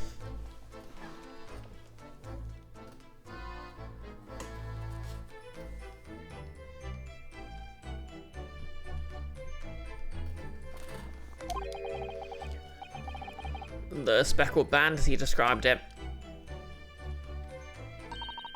If only Miss Pavlova had been able to shed some light on it, but she seems as bad fooled as we are. Yes. I wonder if she's telling us everything, though. She clearly isn't. I'm not so sure.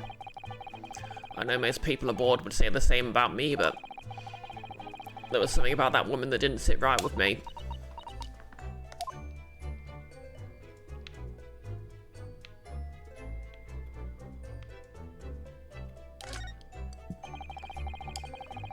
So it's clear that these letters were written with the ink that was somehow spilt on the floor. And they spell the Russian word for wardrobe. It does seem to be an unambiguous pointer to you, Naruhido-san, as you were sleeping in there. But to be truly unambiguous, it should have just spelled out my name, don't you think? Well, either way, one fact remains.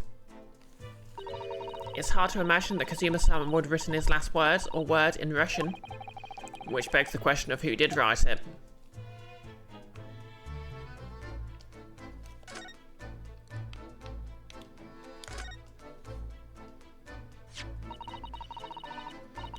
It really is a beautiful colour, this glass. It looks like whatever was broken has broken clean in two. But the other half is nowhere to be seen. And then there's the brick-coloured mark. Which is shoe polish, according to that great detective you seem to know all about. I suppose it must be from Kazuma-sama's shoes. Maybe. What I'd like to know is, how can the detective be so sure it's shoe polish and not something else? Because he's a great detective, of course. That's hardly a reason, is it?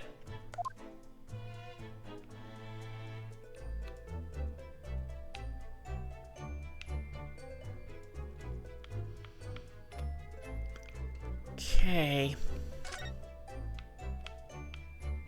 I think that's everything then.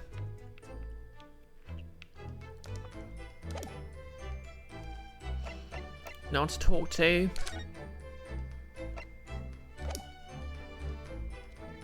Let's have another look through the court record.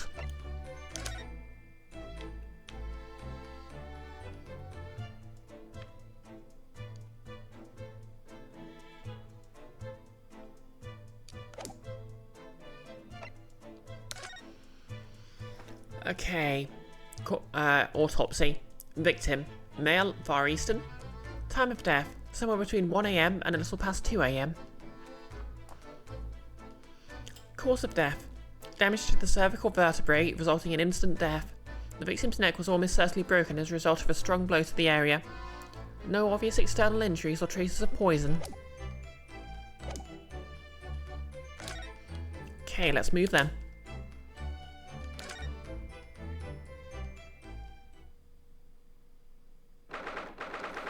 9th of January, Hesperia. First class cabin, passageway.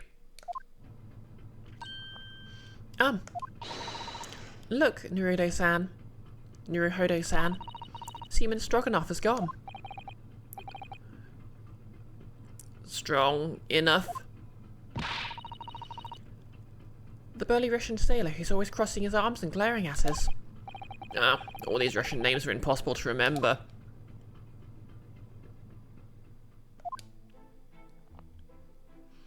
Tra-la-la-la-la. Wait. Tra-la-la-la-la. Did you hear that? It sounded like someone singing. Tra-la-la-la-la-lee-la-ra-lay. Wait. Tra-la-la-la-la-la-lay. I did it the great detective way. He's singing his own theme tune. This caroling. I know that lark-like voice. Well, never mind that now. This is a golden opportunity for us. Yes, you're right. We must seize it. Let's get inside Miss Pavlova's cabin while we can and investigate.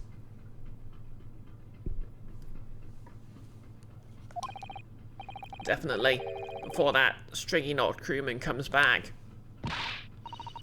It's Stroganoff, not Stringy Knot.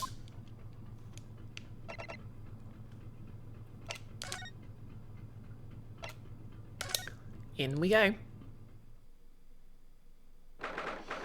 9th of January, Hesperia. First class cabin, number 2.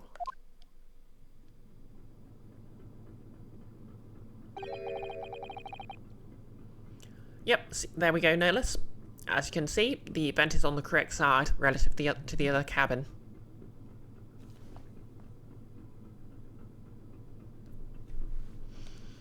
Miss Pavlova isn't back yet. Suzasu-san. Oh, where's she gone? Wait, why's the clothes in there now? Hey, what are you doing? Those are her private things. It's not a moment to waste, Naruhodo-san.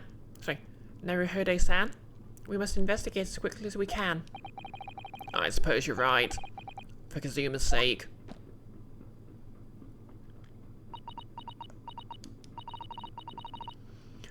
Not just for Kazuma-sama. What do you mean? It can't be long now until we arrive at port in Hong Kong. I don't want you to be in those handcuffs when we get there. Really? Yeah, she thinks he's innocent. We must solve this case, Naruhodo-san. By ourselves if we have to. Yes, we will. Okay. I'll just do a quick save.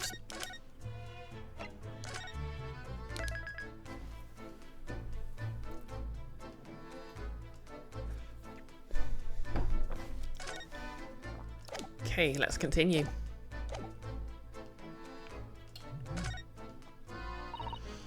Naruhodo-san, you there? Sorry, I'm right here, yes. Why? Oh, good. I thought you might have climbed into the wardrobe when I wasn't looking. There's no place like home. Yeah, exactly, Nolas. Same knocked over books and statuette as well. They were commenting on it earlier. It's probably going to be important, like it proves the ship was knocked over at some point. You'd think a CB&B would switch up the decor a little bit. Believe me, I don't have some strange compulsion to jump inside every wardrobe I see, you know. Well, anyway, I'm not sure anyone could fit inside this one. It's full of beautiful outfits. I suppose they're all stage costumes. Yeah, they weren't in there before. I was rather hoping we might find Miss Pavlova's friend hiding in there, but no such luck. The case is open. Oh my, Miss Pavlova's case is open. Yeah, it's completely empty inside, but according to the great detective's great deduction, she was hiding her special friend in there. Yes, a friend she had to keep secret. Because you're not allowed to bring animals aboard the SS Beria. I wonder what kind of animal she had in there. And more to the point, where is it now?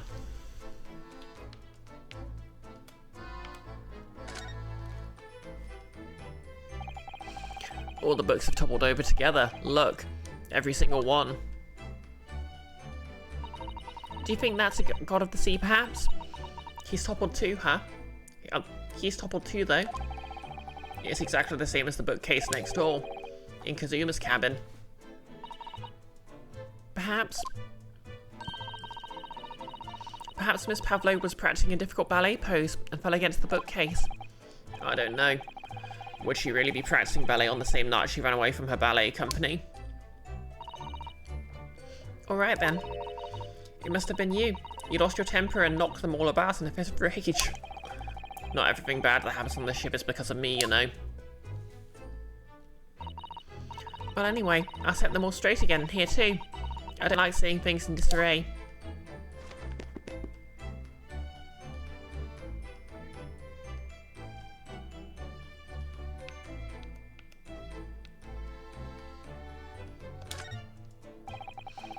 There's one of these next to the bed in Kazuma's cabin too. Yes, it's a bell cord. I can't resist. She barely hesitated there, and she gave it a good tug too.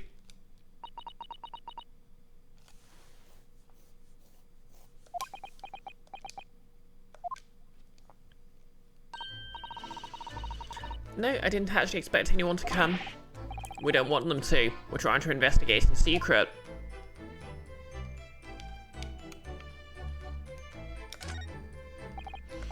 Oh yes, they're displayed in this cabin too. Look, the SS Barrier's rules of passage. Passengers must not keep weapons or other dangerous objects in their cabins.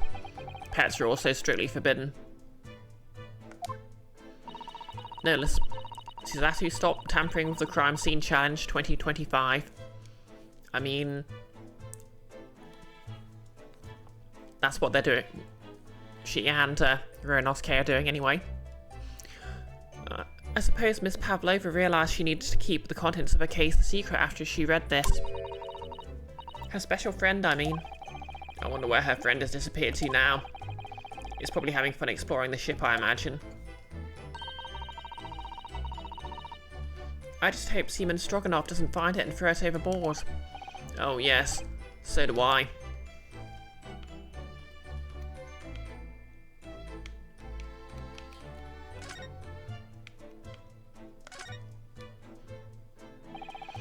There are just a few books on the desk, nothing else by the looks of it. Well, Miss Pavlova only ran away from the ballet last night. She's hardly occupied this cabin for any time at all. That's true. I wonder what kind of books she likes to read. Let me see. Yes, I see. It seems that Miss Pavlova enjoys reading books written in Russian. She isn't wrong.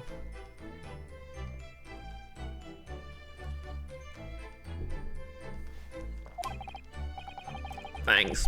I think I probably already knew that. It's rude to ask too much of people, Naruto-san. Sorry, Naruhodo-san. Can't really remember that. I suppose every cabin has a waste paper basket. Shall we have a little look and see what's been thrown away?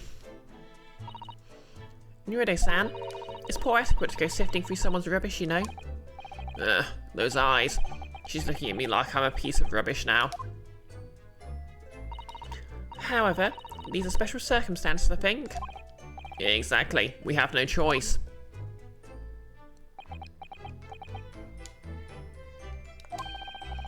There's hardly anything in here at all. Okay then. Oh, well. Wait, oh well, that's a little disappointing. I wonder what this little saucer is doing on the floor. Yes, it doesn't look like it's been dropped. More like it was put there deliberately. Do you think there could be a leak in the roof just above here? What? A leak? Is this ship quite safe? I'm sure that even if there's a little leak in the roof, it doesn't mean the whole ship is going to sink. No, you're right. Of course you're right. She's really trying to persuade herself, isn't she? Guess that's her to feed the snack. It would seem this teapot is empty. So the natural conclusion is that Russians are very thirsty people. Or because Miss Pavlova only came into this cabin last night, she hasn't had a chance to make any tea yet. I mean, it could be either. It's definitely that they're excessively thirsty. I'd lay 1,000 to 1 on it. You're rather obstinate, aren't you, Naruhodo-san? Naruhodo-san? Okay, I'll remember how to pronounce it properly yet.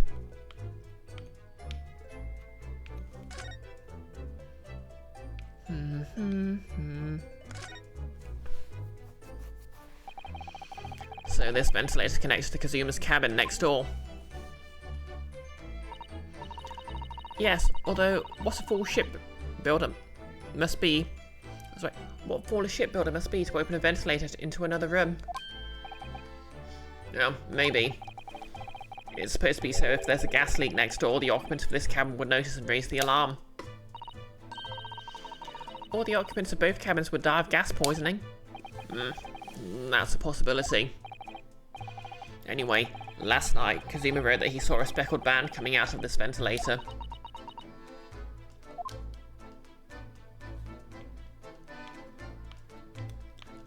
Okay. This cabin door has a simple sort of bolted latch the same simple sort of bolted latch that our cabin door has. If the bolt's drawn across, there's no way anybody could enter the cabin from outside. Yes, it's not a particularly heavy-duty bolt, is it? But still, it wouldn't slide across of its own accord, would it? No, and the door is made of metal, so there's no chance of trickery using magnets to unbolt it from the outside. And it seals up perfectly too, to stop any seawater coming in. So you couldn't use the method that you told me of passing a thread through the crack around a closed door either. I seem to know a lot of tricks for opening doors. I'm starting to see why they suspect me.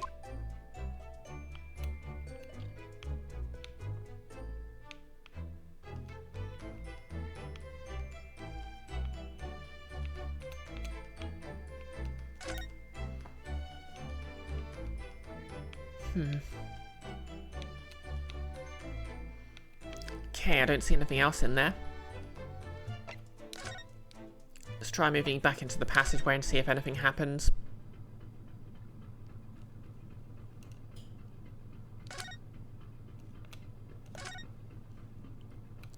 Oh, hey, it's that guy again.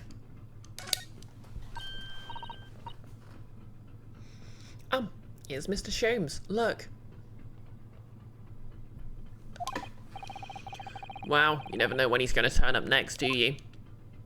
He seems to be stealing a look at something as he sings to himself.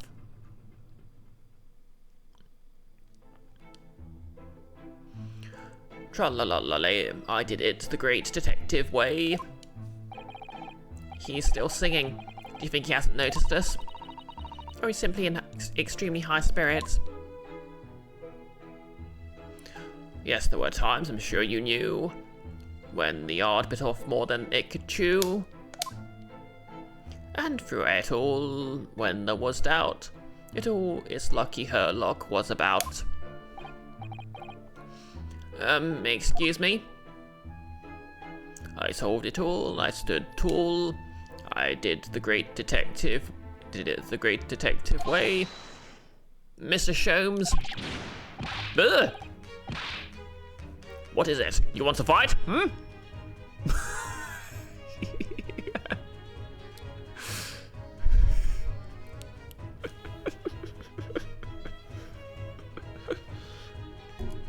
Amazing.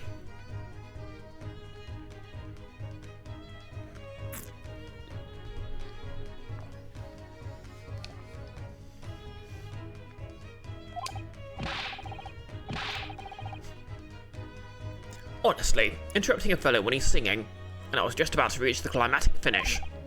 Sorry, I thought you were never going to stop, so I figured now is as good a time as any. I very nearly dropped you to the floor with one of my famous right hooks. Alright, I get the picture. Now could you put those fists of fury away?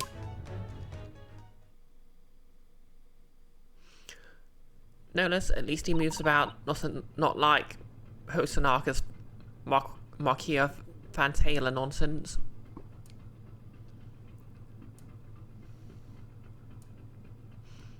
Mr. Sholmes, you seem to be examining something before we interrupted you. Oh yes, that. I was immersed in study of the ship's log, as penned by the stockily built crewman who's usually on guard here. Oh yeah, the ship's log. And did you find anything useful from it? Well, as of 2 AM this morning, the majority of the entries are blank. Which means there was nothing to report. Nothing of note happened, so...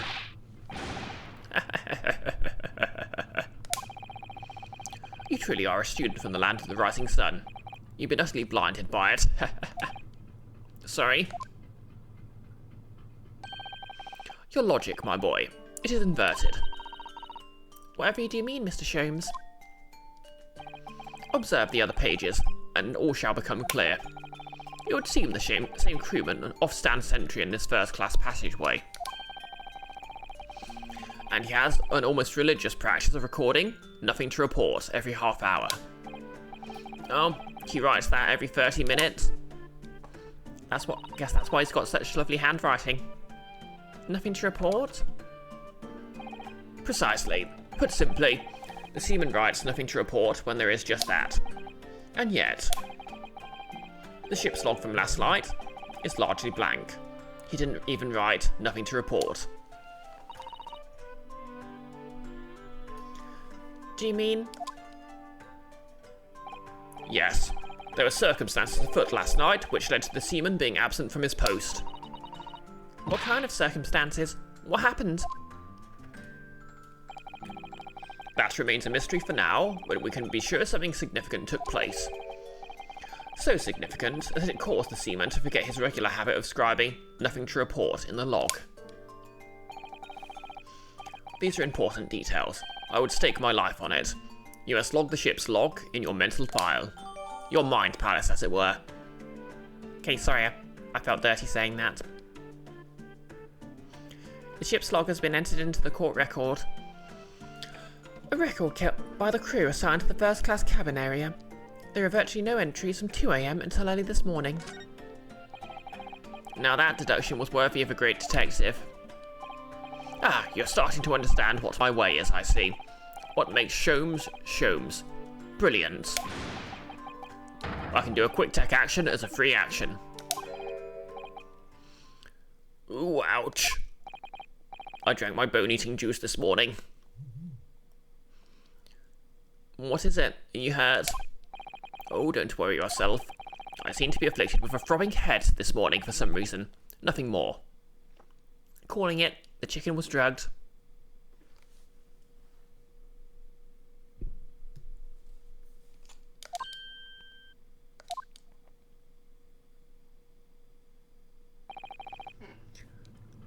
Well, my friends, until our next encounter.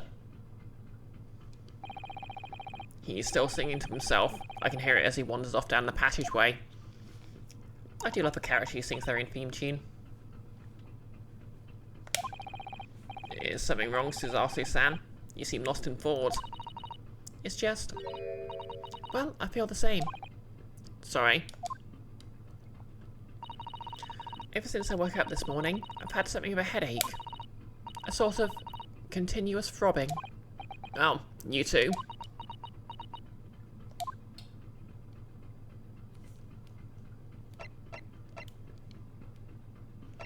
Wait, is he taking the log with him?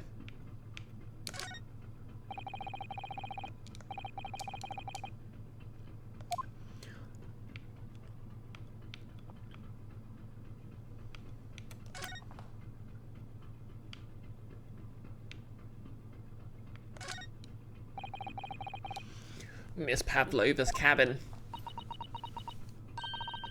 This could be our chance. What? The burly sailor doesn't appear to be around at the moment. We can investigate. Every last inch for that cabin. I'm not so sure if we could go that far. But we could certainly do without looking around more. I'm sure we could learn something.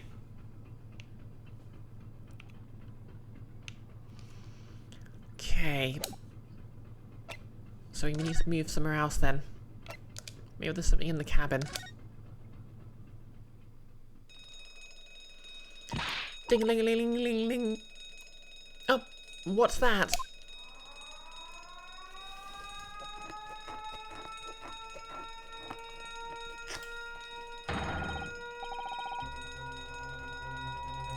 Shut down the engines immediately. Vessel sighted a quarter-mile 4. Full stop. Hard starboard. All hands brace for impact. What the? I think we're about to crash into another ship. What? I can't stand. Suzasu-san, hold on to me. Ah. Suzasu-san, you alright? You injured at all? I think I'm fine. Thank you, Naruhodo-san.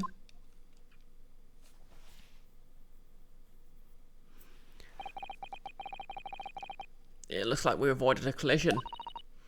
I think... oh.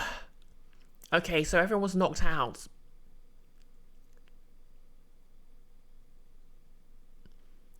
The ship hit nothing. And the ship hit something. That's why the books are all knocked over. So so it was an accidental death. He was the only one who wasn't knocked unconscious. So he got knocked over and broke his neck. Although it would be a bit of an anticlimax if there was no one responsible. I think...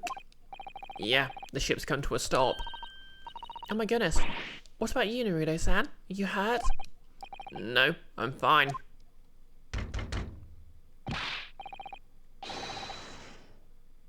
Hello, is anyone in there? Wait. Shout if you need assistance. Oh, that sounds like... oh. Hello, is anyone in there? Shout if you need assistance. Inspector Hosonaga. Is that you in there, Naruto-san? Unbolt the door, quickly. What? The bolt? Look at that. The door's bolted. Did you do that, Suzasu-san? No, I didn't touch it. Well, that's strange. How did... and look at the books. They're just like they were before again. Nudo-san, aren't you going to open the door and let the inspector in?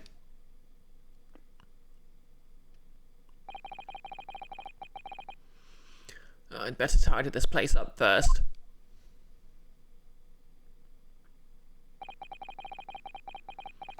Our violent emergency had solved one mystery at least in a very vivid way, but I knew what awaited us on the other side of the cabin door would not be pleasant.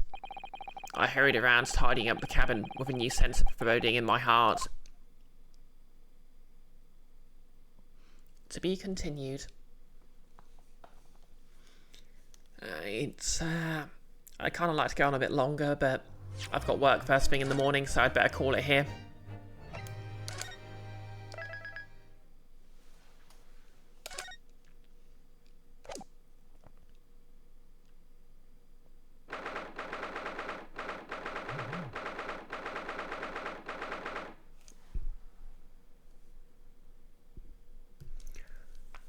So yeah, we'll see who there is to raid.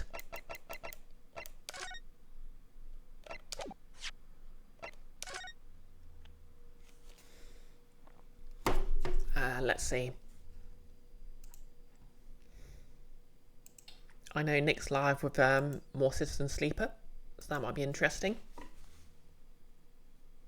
Yep, he's still live. Who else is there? Oh damn, everyone's live. Bunyip Man and Jonah are streaming some Chain Together. You have a good one too, Nellis. Noah's playing Minecraft. Yep, I think we'll raid Nick then.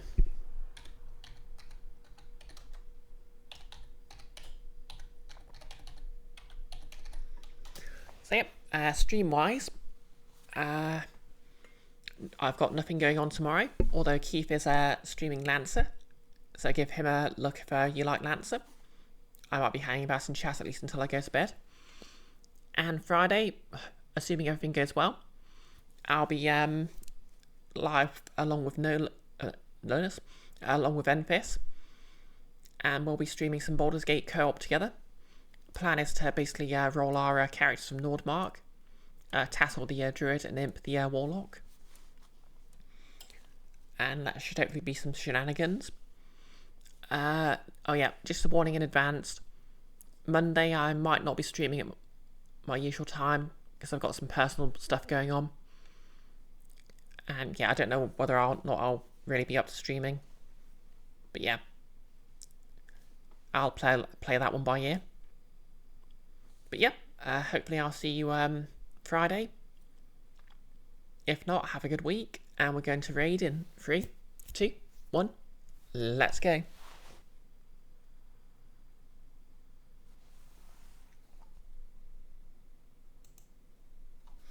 And yep. If you're watching this on YouTube, please like, comment and subscribe. You're still my favourites.